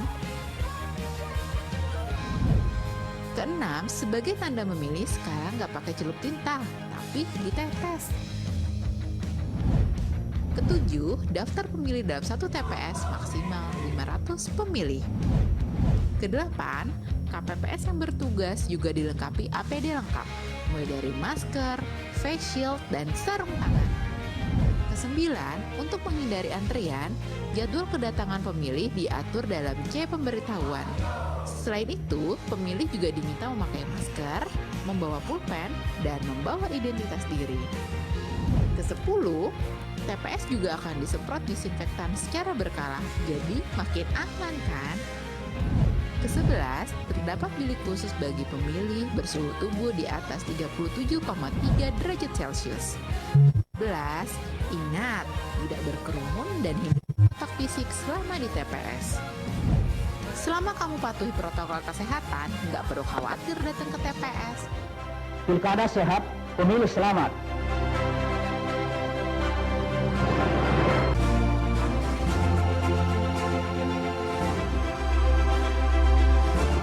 Masyarakat Papua Barat pasti tahu. Golput itu merugikan. Money politik itu buruk. Rakyat pintar tidak golput dan tidak memilih karena uang. Stop money politik.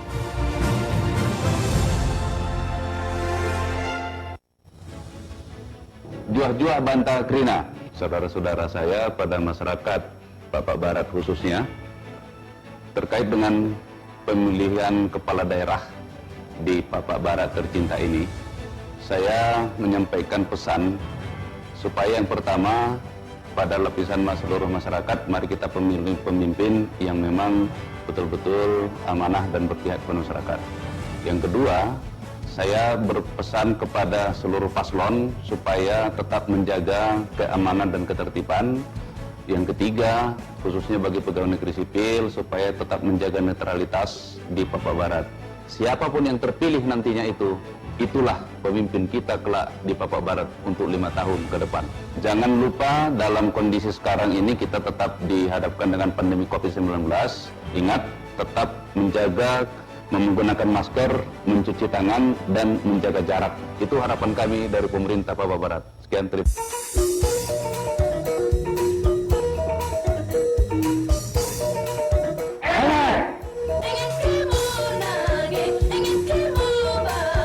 Siwah Desember 2020. Perwakilan di TPS.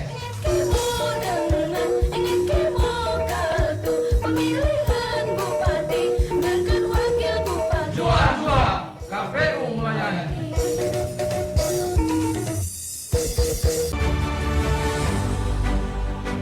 Pemilihan Bupati dan Wakil Bupati Papua Barat sudah diambang pintu. Sebagai warga negara yang baik, gunakan hak pilih Anda. Pastikan diri Anda terdaftar.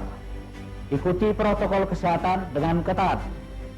Pakai masker, jaga jarak, pemilih tidak tertular dan tidak menularkan.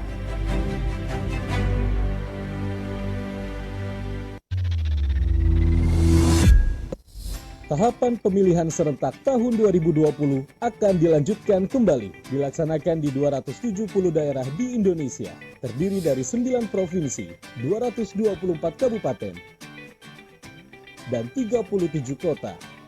Mari kita sukseskan pemungutan suara 9 Desember 2020 dengan aman dan bebas COVID-19.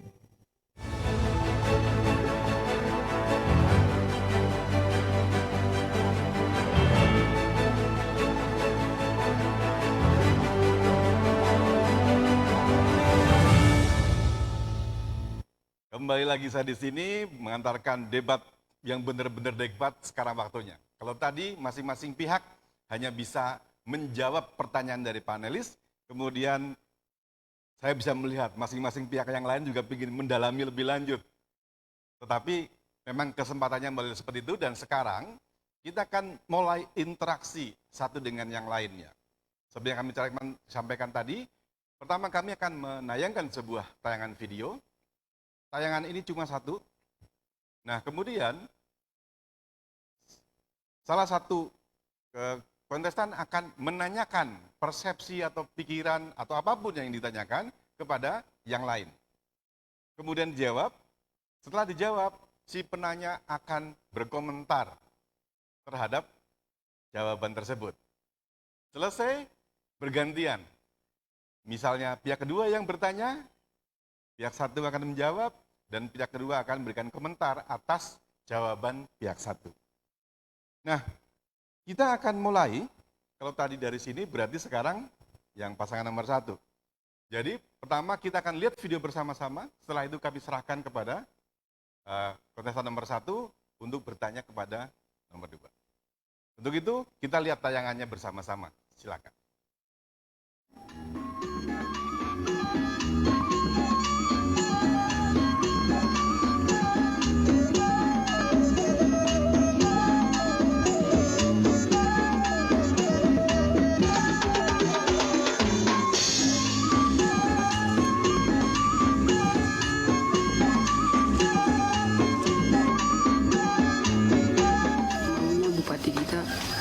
Bermasyarakat itu diperhatikan gitu. Istilahnya di sini kan mayoritasnya ke ladang juga ya. Ke ladang, jalan ke ladang tolong diperhatikan biar kami jangan capek bawa hasil gitu.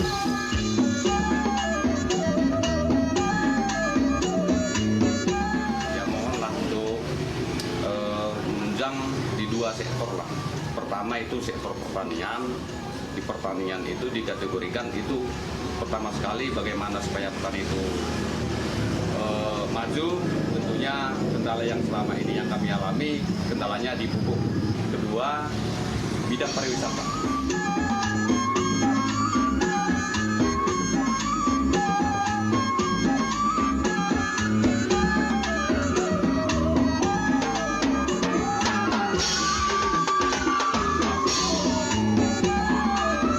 Itu rumah sakit sudah cantik, masa dokternya nggak ada, jarang ada.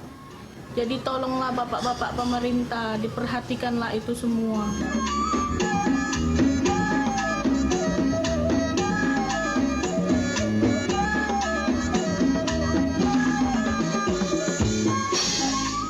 Aku dan teman-teman jalan kaki ke sekolah 6 kilo, pulang sekolah 6 kilo. Kasihan ya kami, Pak.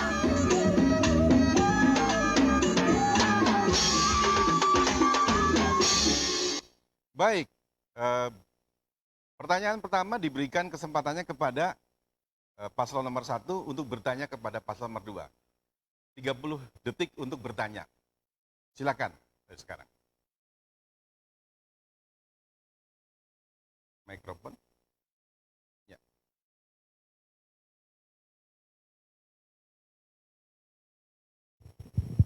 Ya, sangat menyedihkan kalau kita lihat dari video-video tersebut, Pak Sony.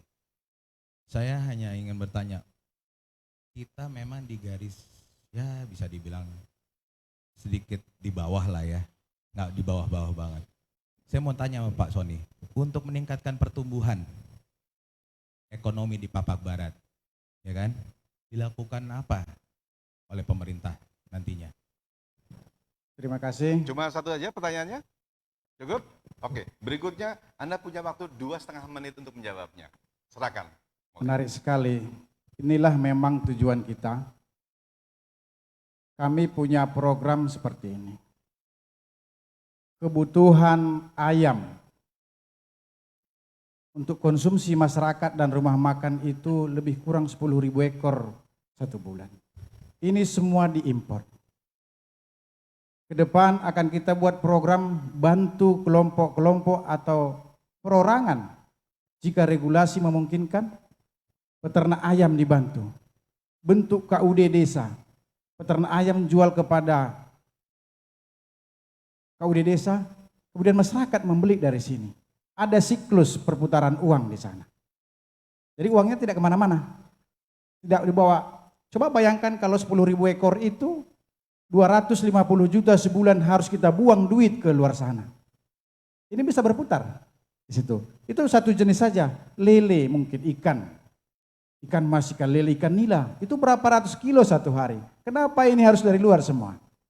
Ini persoalannya. Jadi kalau udah seperti itu, yang memelihara ternak tadi bisa hidup, yang jualan juga bisa hidup, kemudian jualan-jualan lain juga bisa berkembang seperti itu. Ada jual mie, jual gorengan, jual kopi dan segala macam. Ini perputaran uangnya seperti itu.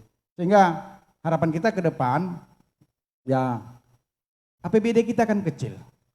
Kita upayakan semaksimal mungkin ini semua berputar di situ. Itu harapan kita. Terima kasih atas pertanyaan 01. Masih punya 15 menit, mau dijawab lagi atau? Oke, silakan. Ya. Terima kasih. Kita akan juga nanti membantu masyarakat. Bagaimana itu selama ini mungkin menjual hasil pertanian itu langsung bahan baku. Kita nanti upayakan itu macam mana itu bahan baku menjadi setengah jadi. Contoh itu mungkin selama ini masyarakat kita adalah menjual jagung itu begitu langsung siap dikupas langsung dijual. Kita nanti upayakan ini akan kita buat setengah jadi, digiling sehingga ini udah bernilai ekonomi tambah. Itu salah satunya. Terima kasih. Masih 14 detik. Cukup? Tidak digunakan lagi? Oke, hadirin, mohon tepuk tangannya hadirin. Sekarang penanya memiliki waktu 1 menit untuk menanggapi jawaban dari kelompok 02. Silakan. Ya, saya tadi bertanya kan untuk meningkatkan pertumbuhan ekonomi Papak Barat. Hal apa saja yang harus dilakukan oleh pemerintah? Hal yang diperlukan adalah meningkatkan pengeluaran pemerintah, meningkatkan pengeluaran rumah tangga, meningkatkan investasi swasta, ya kan? Meningkatkan penjualan barang dan jasa yang positif dibandingkan dengan nilai barang dan jasa yang masuk ke Papak Barat. Dan kita harus menekan tingkat inflasi. Itu menurut saya sih penekanannya. Jadi kalau itu terlalu melebar, ini kan pemerintah, ya sate. Masih ada 20 detik.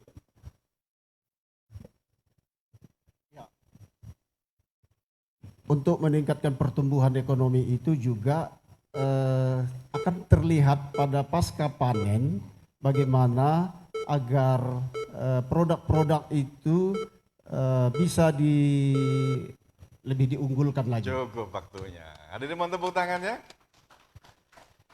Bapak-bapak, mikrofonnya tidak harus di-off-kan, nggak apa-apa. Jadi ketika mau menaruhkan tidak usah dimatikan ya. Baik, sekarang giliran berikutnya. Kalau tadi pasangan 01 yang bertanya kepada 02, sekarang kebalikannya.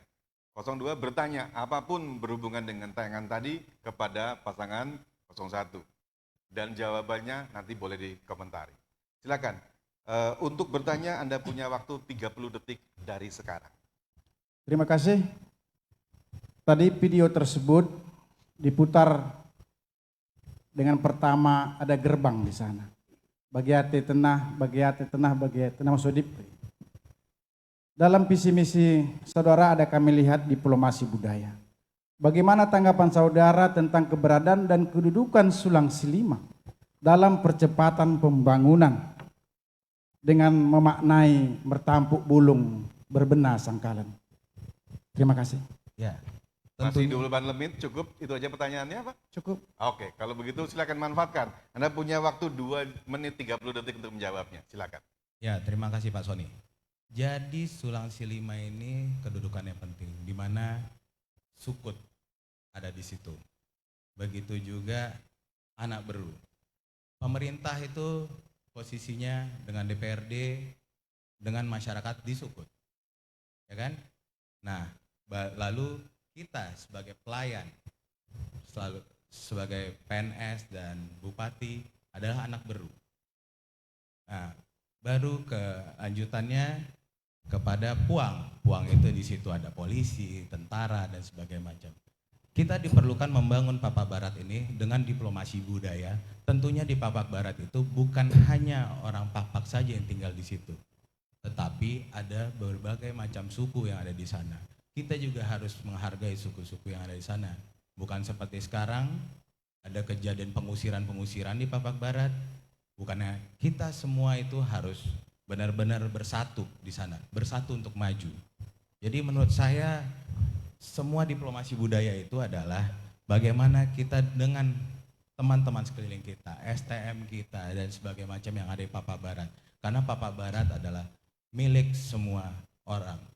Dan kita hidup di NKRI, Negara Kesatuan Republik Indonesia yang berlandaskan Bhinneka Tunggal Ika. Berbeda-beda tapi tetap satu, Pak Soni. Makasih.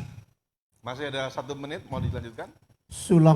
Sulang Silima itu juga akan menjaga tanah-tanah wilayah yang ini akan didekati berdasarkan diplomasi budaya.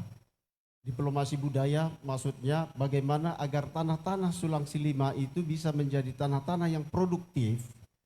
Kalau Sulang Silima itu bisa melepas tanah-tanahnya dalam pengertian ada BPN yang akan mensertifikasi tanah-tanah seperti itu sehingga bisa digunakan untuk pertanian, untuk pembangunan, ya, untuk perumahan dan sebagainya. Saya kira ini sangat penting dari Sulang Silima agar menjaga, agar mau melepas tanah-tanah wilayah itu untuk kepentingan pembangunan di Papua Barat. Cukup? Hadirin mohon tepuk tangannya untuk pertanyaan dan jawaban, dan sekarang kita akan lihat, kita akan dengarkan bagaimana tanggapan dari penanya. Silakan. Terima 1 kasih. menit. Ya. Silih Name Pran. Pertanyaan kami, bagaimana keberadaan Sulang Silima dalam percepatan pembangunan jika dikaitkan dengan mertampuk bulung berbenah sangkala? Ada pesan di sana. Bagaimana kita bisa, kita yang mengatur rumah kita sendiri, itu mertampuk bulung berbenah sangkalan. Jadi kami baru dengar juga, baru kali ini ada kalau pemerintah itu beru, TNI Polri itu puang. Wah, ini berbahaya ini. Kami kira ini sangat-sangat berbahaya. Sulang Silima itu ketika kita dalam kandungan ibu pun kita sudah berada pada Sulang Silima. Tidak pernah dikaitkan dengan keberadaan pemerintah atau yang lain-lain. Saya kira itu perlu diklarifikasi terkait itu.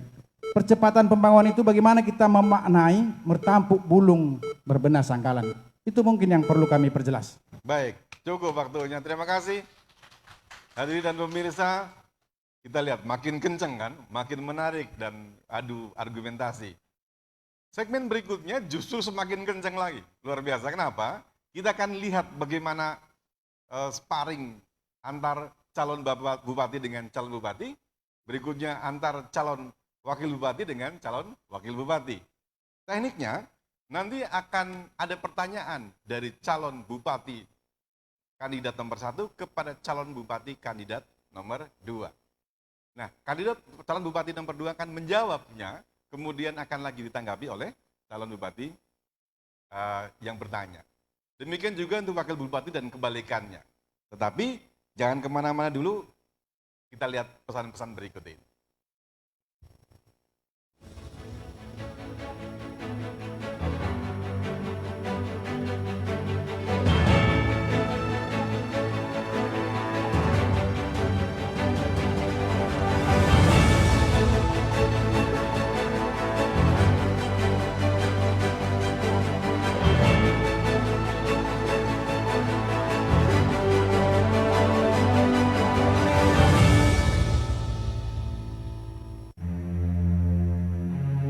Ini hanyalah kertas, ringan, ringkih.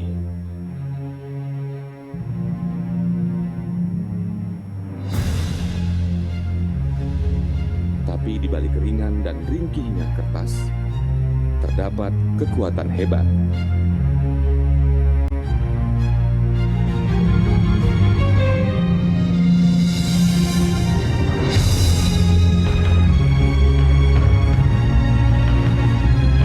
Bersatunya kekuatan kecil mampu mengangkat beban berlipat-lipat.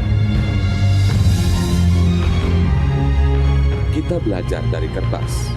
Kertas putih ini adalah pikiran positif, bentuk energi paling kuat di alam semesta. Pikiran positif menghasilkan kekuatan hebat untuk kota kita. Pikiran negatif menghasilkan kekuatan penghancur luar biasa. Karena kekuatan tercapai dengan pikiran positif. Pilkada hanyalah jalan, bukan soal kalah atau menang. Yang paling utama adalah semangat positif warga Pak Barat. Ingat, 9 Desember 2020 untuk Pak Barat. Halo teman pemilih.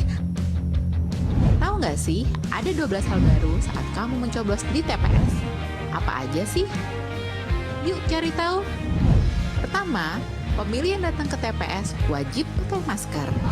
Kedua, jangan lupa jaga jarak ya. Ketiga, sebelum dan sesudah mencoblos, tersedia tempat cuci tangan. Keempat, pengukuran suhu tubuh saat memasuki TPS. Kelima, kamu akan diberikan sarung tangan plastik selama mencoblos. Jadi, makin tenang kan? Keenam, sebagai tanda memilih, sekarang nggak pakai celup tinta, tapi ditetes. Ketujuh, daftar pemilih dalam satu TPS maksimal 500 pemilih. Kedelapan, KPPS yang bertugas juga dilengkapi APD lengkap, mulai dari masker, face shield, dan sarung tangan. Kesembilan, untuk menghindari antrian, jadwal kedatangan pemilih diatur dalam C pemberitahuan. Selain itu, pemilih juga diminta memakai masker, membawa pulpen, dan membawa identitas diri. Kesepuluh, TPS juga akan disemprot disinfektan secara berkala, jadi makin aman kan? Ke-11, terdapat bilik khusus bagi pemilih bersuhu tubuh di atas 37,3 derajat Celcius. 11, ingat, tidak berkerumun dan hindari kontak fisik selama di TPS. Selama kamu patuhi protokol kesehatan, nggak perlu khawatir datang ke TPS. Pilkada sehat, pemilih selamat.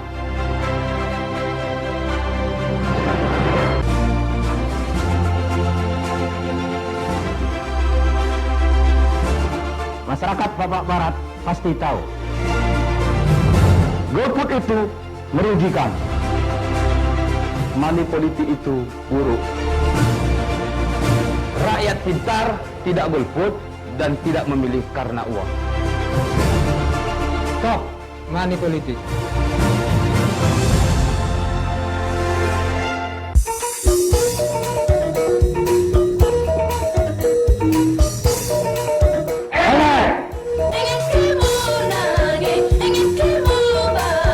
Sibah Desember 2020. Perwakilan di TPS.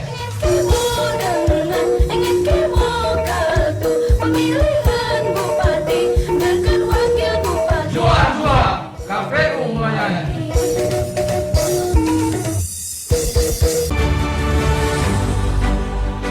Pemilihan Bupati dan Wakil Bupati Papua Barat sudah diambang pintu. Sebagai warga negara yang baik, gunakan hak pilih Anda. Pastikan diri Anda terdaftar. Ikuti protokol kesehatan dengan ketat. Pakai masker, jaga jarak, pemilih tidak tertular dan tidak menularkan.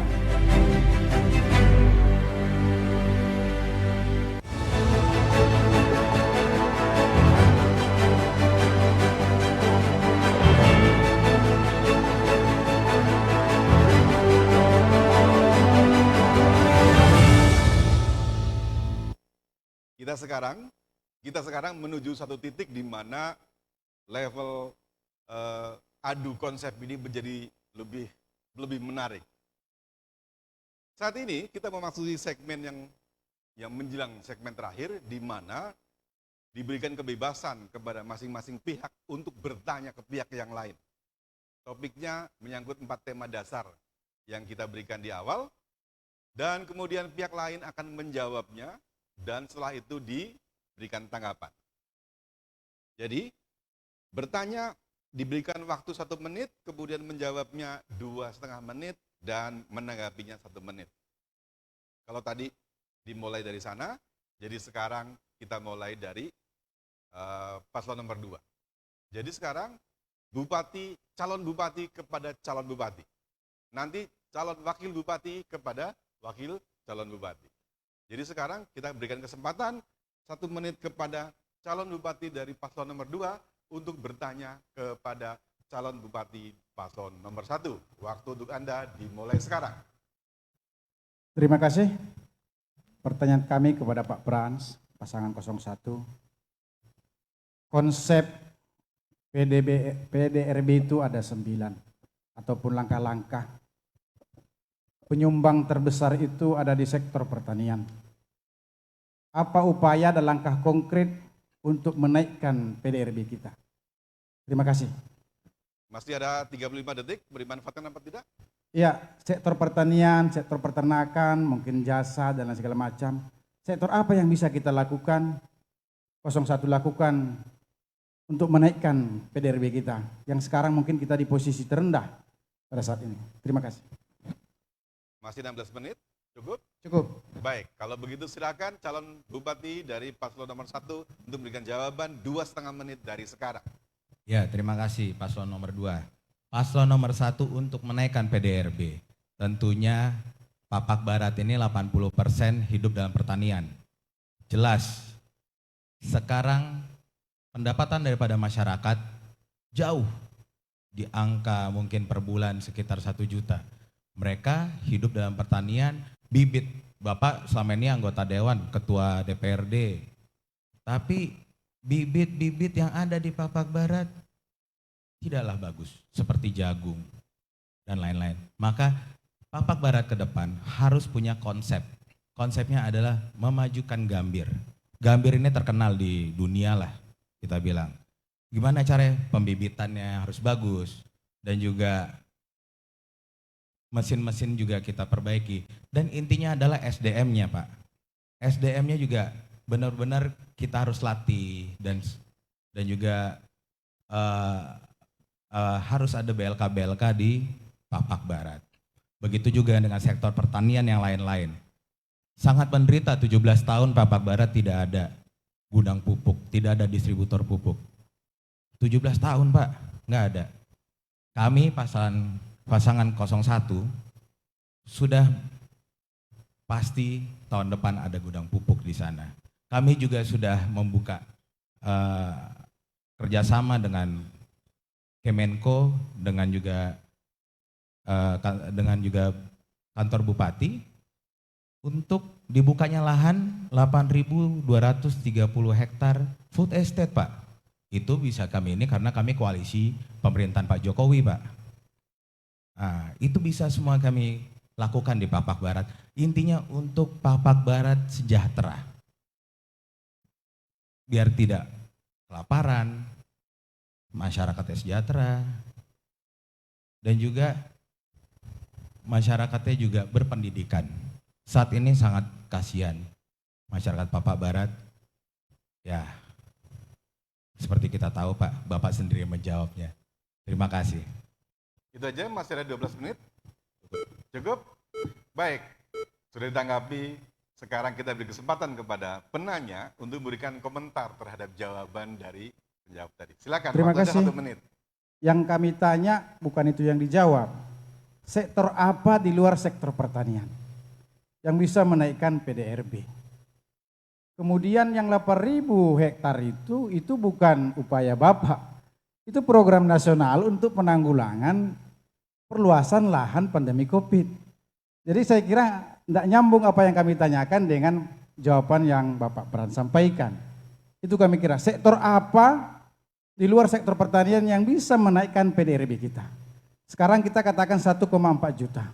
Nasional 59, sekian juta. Mungkin bisa 4, sekian juta. Kita kan di 1,4. Apa upaya langkah konkret untuk dilakukan? Sesuai dengan kita kan hanya 12.000 hektar APL. Seperti itu. Itu yang mungkin kami tanyakan. Moderator. Baik, cukup. Terima kasih. Baik, mohon tepuk tangannya hadirin dan pemirsa semuanya. Sudah bertanya, sudah dijawab, dan sudah ditanggapi. Nah, sekarang berikutnya pertanyaan pindah kepada calon bupati dari nomor 1. Silakan Anda tanyakan kepada calon bupati 02. Nanti akan dijawab dan ditanggapi. Waktu Anda bertanya 1 menit dari sekarang. Masalah adat budaya ini kan di beberapa pertemuan dan di medsos Bapak ini paling peduli dan paham dan sangat mengerti sekali dengan budaya Pak-Pak.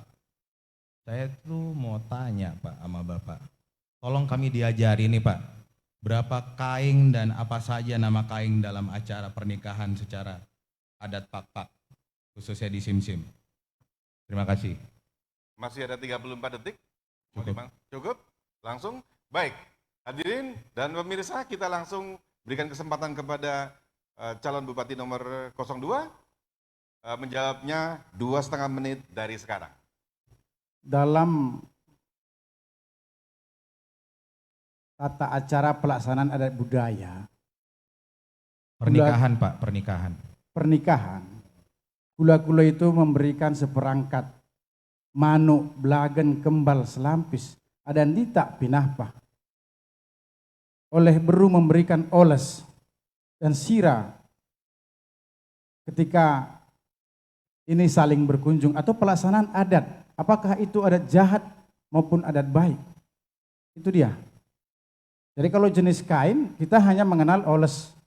Oles, tidak ada selain oles mandar.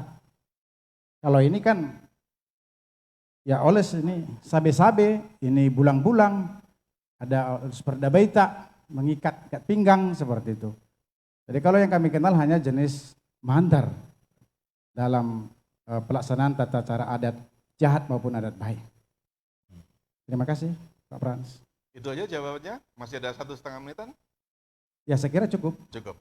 Baik, kalau begitu kita kembalikan kepada penanya untuk berkomentar atas jawaban dari pasangan 02. Silakan, 1 menit dari sekarang.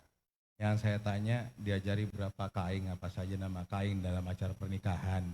Jadi itu kalau misalnya kain untuk kesukutan, ada buat dengan sibeltek, upah turang, togoh-togoh, penempati, partadoan, persinabuli, puang, upah puhun, upah empung, beru, penalanggenkan kedek, penalanggenkan belah, upah mendadah, kain sosiat, dengan sebeltek, sudah dapat upah turang, 2 menjahe, anak menjahe, turang penganten, da beru si inggor rumah tangga.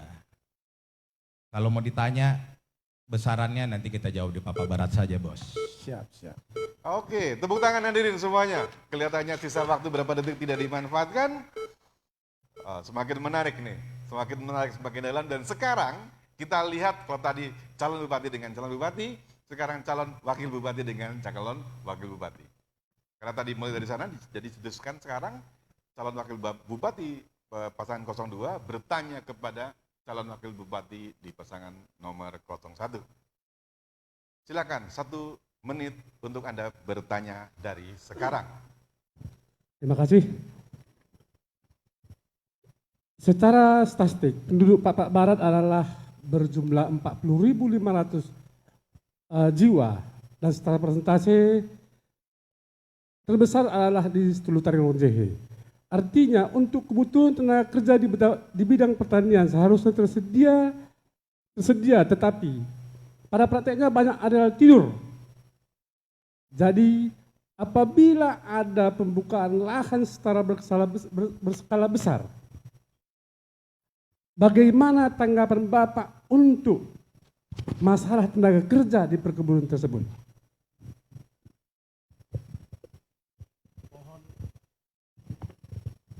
Mohon diulang pertanyaannya. Jadi begini Pak, itu pada hakikatnya itu kita, khusus Setulutari orang JK, itu Oke. Jadi sekarang berikutnya adalah silakan menjawabnya dengan waktu 2,5 menit dari sekarang. Ini khusus tentang Setulutari orang JH yang penduduknya sekitar 8.000 jiwa, yang terbesar di Papua Barat. Apabila membuka lahan pertanian, ya dari mana tenaga kerja itu tadi ya, dari mana tenaga kerja? ya, saya kira tenaga kerja Pak Barat itu banyak pemuda-pemuda, ya, banyak pemuda-pemuda yang terampil, yang akan membuka misalnya bidang jagung. Nah, saya pernah bertanya kepada salah seorang petani jagung di Teluk Orang Jehe, berapa ton dapat 1 hektar? Berapa penghasilannya yang mereka dapatkan? Katanya sekitar 1 hektar itu dapat sekitar 15 juta. Jadi 15 juta apabila 3 kali 1 tahun panen, berarti dapatlah mereka ini 45 juta. 45 juta dengan biaya pekerjaannya itu sekitar 20 juta, berarti dapatlah mereka sekitar 25 juta bersih sebagai pendapatan mereka. Dan ini sudah merupakan satu potensi untuk meningkatkan penghasilan Pak Barat itu. Berarti kalau 25 juta sudah mendapat mereka sekitar 2 juta per bulan, itu sudah bisa merupakan penyangga untuk kehidupan mereka. Jadi dari mana saya kira banyak pemuda-pemuda yang potensial di Pak Barat itu, para mahasiswa yang punya pikiran yang positif untuk memajukan pertanian, saya kira mereka bisa diajak dengan dilatih di BLK yang ada di Pak Barat itu nantinya. Tepuk tangan hadirin dan pemirsa, bertanya, menjawab, dan sekarang silakan dikomentari atas jawaban menjawab. Silakan. 1 menit dari sekarang. Terima kasih. Jadi memang pemuda-pemuda kita banyak, Pak Musito. Terkhusus itu di Stul tadi, ya kan. Tetapi bisa kita ketahui, itu selama ini pemuda kita itu memang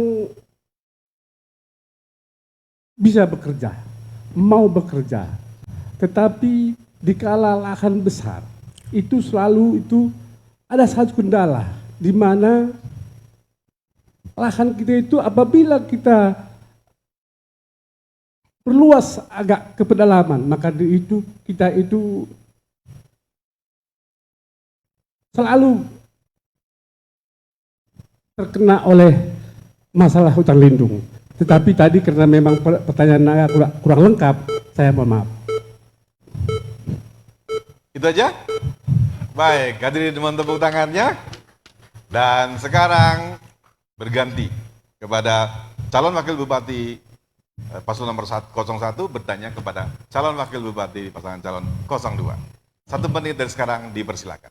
Ya, Saudara Ramlan Bong Menalu sebagai calon wakil bupati Pak Barat, pertanyaan saya adalah IPM Pak Barat itu berada pada urutan 28 dari 33 kabupaten kota yang ada di Provinsi Sumatera Utara.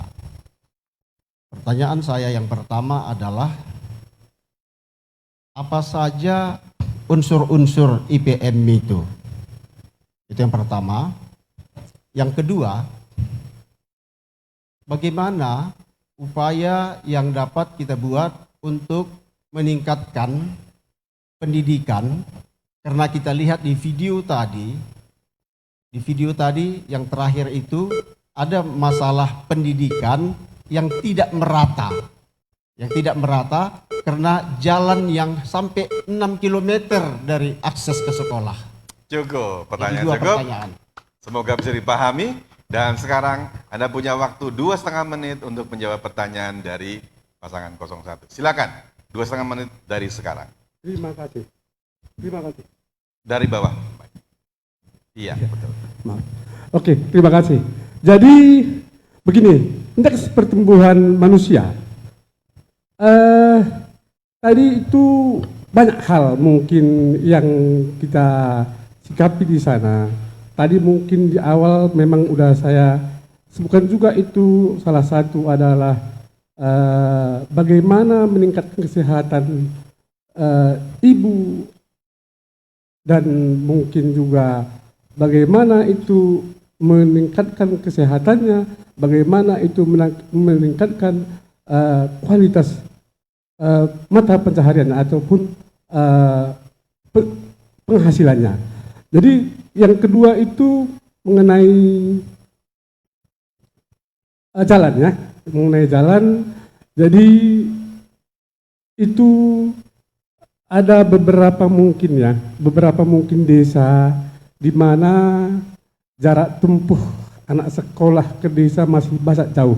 Banyak memang terkendala, mungkin ada nggak bisa dilalui dengan kendaraan.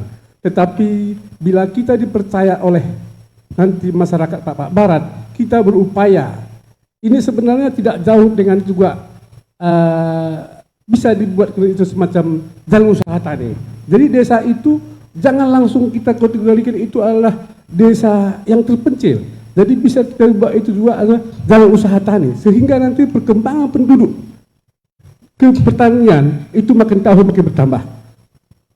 Ya, terima kasih. Masih ada waktu 43 detik. Cukup? Kalau begitu, silakan ditanggapi apa jawaban yang diberikan oleh calon wakil bupati di 02.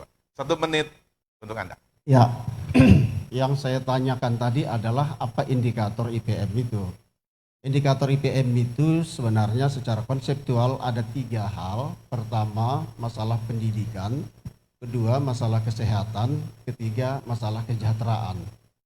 Pendidikan itu diukur dari 2 hal, yaitu angka lama sekolah. Lama sekolah masyarakat Pak Barat baru sekitar tamat SMP. Sementara usia harapan sekolah itu sudah bisa sampai di 2.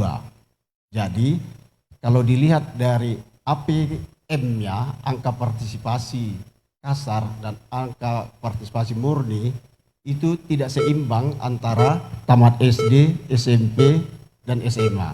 Itu lebih besar di SD, sementara SMP tidak. Nah, itu dia. Jadi ada 3 hal. Cukup. Mohon tepuk tangannya hadirin. Sangat menarik kalau kita cermati tadi, kita bisa melihat bagaimana cara berpikir, cara menganalisa, bagaimana cara berdiplomasi, bagaimana cara para kandidat mengenal dan menguasai lapangan di sana. Hadirin, masih ada satu segmen terakhir. Segmen terakhir nanti kita akan merangkumkan dari segmen 1 sampai yang sekarang ini. Jadi nanti di segmen terakhir masing-masing kandidat akan kami berikan waktu untuk memberikan pernyataan final, memberikan pernyataan akhir. Kesempatan diberikan masing-masing, silakan dipikirkan dalam break ini untuk memberikan penjelasan yang lebih lugas sehingga pesan-pesan dari masing-masing pasangan calon tersampaikan. Jadi jangan kemana-mana, kita akan kembali lagi setelah pesan-pesan berikut ini.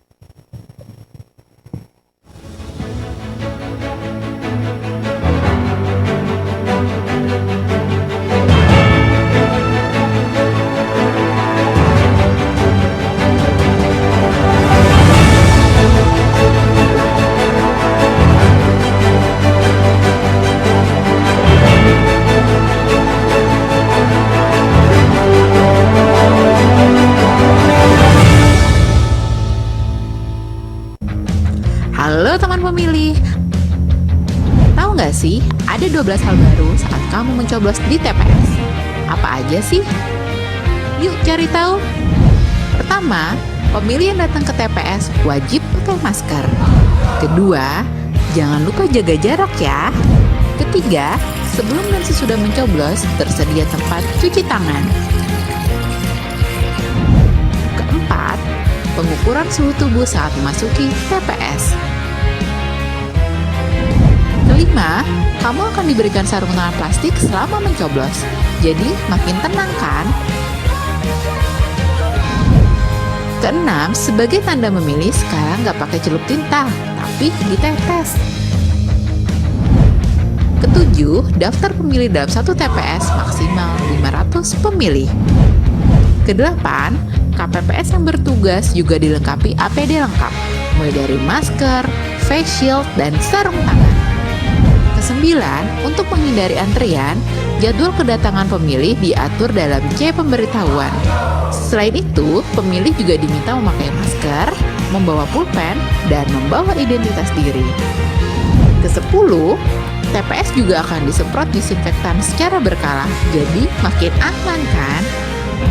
Ke-11, terdapat bilik khusus bagi pemilih bersuhu tubuh di atas 37,3 derajat Celcius. 11. Ingat, tidak berkerumun dan hindari kontak fisik selama di TPS. Selama kamu patuhi protokol kesehatan, nggak perlu khawatir datang ke TPS. Pilkada sehat, pemilih selamat.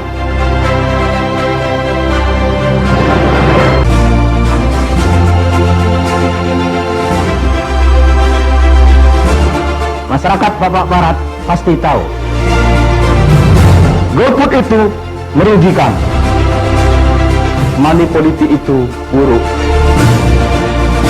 Rakyat pintar tidak golput dan tidak memilih karena uang. Stop money politik.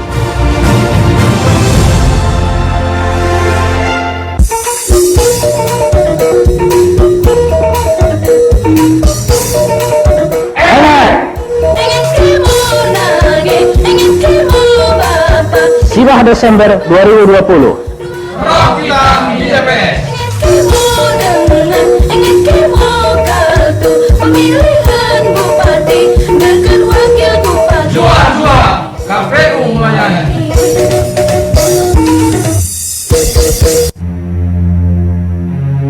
Ini hanyalah kertas, ringan, ringkih.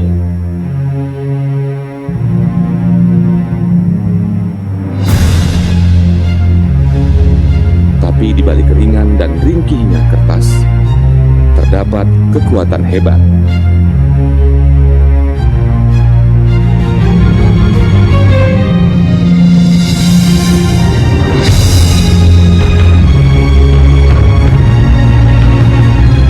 Bersatunya kekuatan kecil mampu mengangkat beban berlipat-lipat.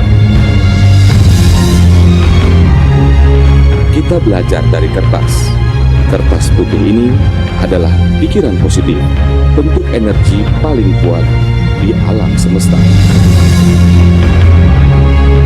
Pikiran positif menghasilkan kekuatan hebat untuk kota kita. Pikiran negatif menghasilkan kekuatan penghancur luar biasa. Karena kekuatan tercapai dengan pikiran positif. Pilkada hanyalah jalan, bukan soal kalah atau menang. Yang paling utama adalah semangat positif warga Papua Barat. Ingat, 9 Desember 2020 untuk Papua Barat. Tahapan pemilihan serentak tahun 2020 akan dilanjutkan kembali, dilaksanakan di 270 daerah di Indonesia, terdiri dari 9 provinsi, 224 kabupaten, dan 37 kota. Mari kita sukseskan pemungutan suara 9 Desember 2020 dengan aman dan bebas COVID-19. Pemilihan Bupati dan Wakil Bupati Papua Barat sudah gelombang pintu. Sebagai warga negara yang baik, gunakan hak pilih Anda. Pastikan diri Anda terdaftar. Ikuti protokol kesehatan dengan ketat. Pakai masker, jaga jarak, pemilih tidak tertular dan tidak menularkan.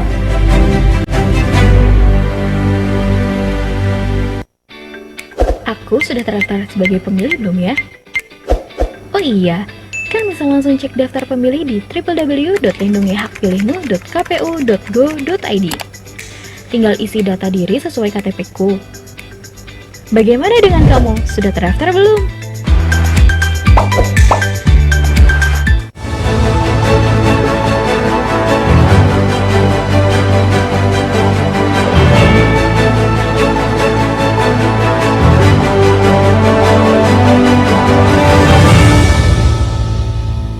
Alhamdulillah kita mencapai di segmen yang terakhir saat ini.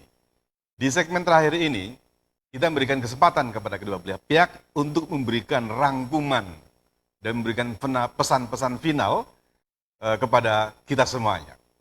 Jadi, kalau tadi kita sudah mulai dari sebelah kanan, kemudian ke kiri, jadi sekarang waktunya kepada pihak pasangan calon nomor 2. Pasangan calon nomor 2 diberikan waktu 2 menit untuk menyampaikan pesan-pesan finalnya. Closing statement-nya silakan 2 menit dari sekarang. Terima kasih. Juan-juan, Ndahi Karina Parto Nami, masyarakat Papua Barat. Perlu kami sampaikan bahwa pencalonan kami sebagai calon bupati dan wakil bupati Papua Barat periode 2020-2025 semata panggilan jiwa, panggilan leluhur dekat sini lebuh. Tidak ada kelompok, tidak ada kepentingan tertentu yang akan kami bawa, tetapi semata kepentingan generasi masyarakat Papua Barat, kepentingan putra-putri Papua Barat sini lebuh, sehingga pada waktunya juga mereka akan bisa bermimpi dan bercita-cita untuk membangun lebuhnya melalui jalur politik. Hanya itu yang bisa kami sampaikan. Kami konsep dan gagasan yang jelas bagaimana bisa mempercepat pembangunan dalam segala sektor. Baik itu pendidikan, pertanian, perekonomian, dan lain-lain sebagainya. Khusus pertanian, satu produk, satu desa. Bukan berarti 52 desa, 52 produk. Beberapa desa yang cocok untuk komoditi unggulan. Tentu akan kita dampingi. Konsep pendampingan akan kami usung dalam melaksanakan berbagai sektor pembangunan ke depan. Dengan kerendahan hati, dengan segala kekurangan dan keterbatasan kami memohon kepada Bapak Ibu sekalian, Karina Tutur Nami, Silo Masyarakat Papua Barat, mohon doa dan pilihannya untuk memilih 02 Sora Lebuh. Semoga apa yang menjadi kerisauan kita selama ini di usia Papua Barat yang 17 tahun agak lambat sekali kita untuk bisa bergerak, bergeser daripada paradigma lama. Kita ingin bangun sama-sama Papua Barat yang kita cintai, Suak Simsim yang kita cintai. Papua Barat akan kita bangun sama-sama bersama seluruh masyarakat Kabupaten Papua Barat. Lia Sate Juan-Jua, Lia Sate Juan-Jua. Luar biasa, menarik sekali. Dan sekarang akan kita perdengarkan dari pasangan calon nomor 1, pesan terakhirnya. 2 menit untuk Anda dimulai dari sekarang. Masyarakat Papua Barat yang saya cintai, kami pasangan nomor 1 FBTMO mewujudkan apa dari cita-cita daripada pemekaran Papua Barat selama 17 tahun. Kami didukung oleh Partai Koalisi Pro Pemerintahan Pak Jokowi akan mewujudkan Papua Barat yang maju, Papua Barat yang berdaya saing, Papua Barat yang berkeadilan, dan Papua Barat harus sejahtera. Poin penting adalah nomor 1, Papua Barat harus sejahtera. Masyarakat Papua Barat harus meningkat ekonominya. Maka dari itu, mau berubah, coblos nomor 1. Mau maju, coblos nomor 1. Mau terdidik, coblos nomor 1. Pertua Nami, Pertua Bages, Pertua Bale. Tanggal Sibah Desember adalah hari yang menentukan masa depan Papua Barat. Sada kata, sada orjok, sada pilih henta. Coblos nomor 1, Frank Benhart Tumanggor, dekat Dr. Haji Musto Solin, untuk Papua Barat yang lebih baik. Bersatu, kita maju. Lia Sate, Juan-jua, Juan-jua, Juan-jua, Oang. Masih ada 20 detik, mau ditambahkan atau cukup? Cukup, baik. Hadirin semuanya mohon tepuk tangannya. Tidak terasa kita sudah sampai penghujung waktu dan kita sudah bisa melihat seperti apa performan dari pasangan 01 dan pasangan 02. Di akhir perjumpaan kita kali ini akan sangat bagus kalau sesama pasangan saling bersalaman siku, ya. Kemudian facelift-nya ditutup untuk mengakhiri pertemuan kita. Silakan masing-masing maju ke depan. disalamkan sikunya. Iya. Baik. Terima kasih banyak kepada para pasangan. Betul. Terima kasih banyak untuk tim pendukungnya juga. Tim pendukungnya silakan boleh berdampingan dengan saya Pak di sebelah sini. Terima kasih tim pendukungnya yang sudah patuh sekali dengan aturan yang kita berikan. Kemudian terima kasih juga kepada para panelis, kemudian komisioner KPU dan tim yang terlibat semuanya. Ingat protokol kesehatan, gunakan hak pilih Anda nanti tanggal 9 dan sampai jumpa lagi pada debat sesi berikutnya. Sampai ketemu. Ya. Terima kasih.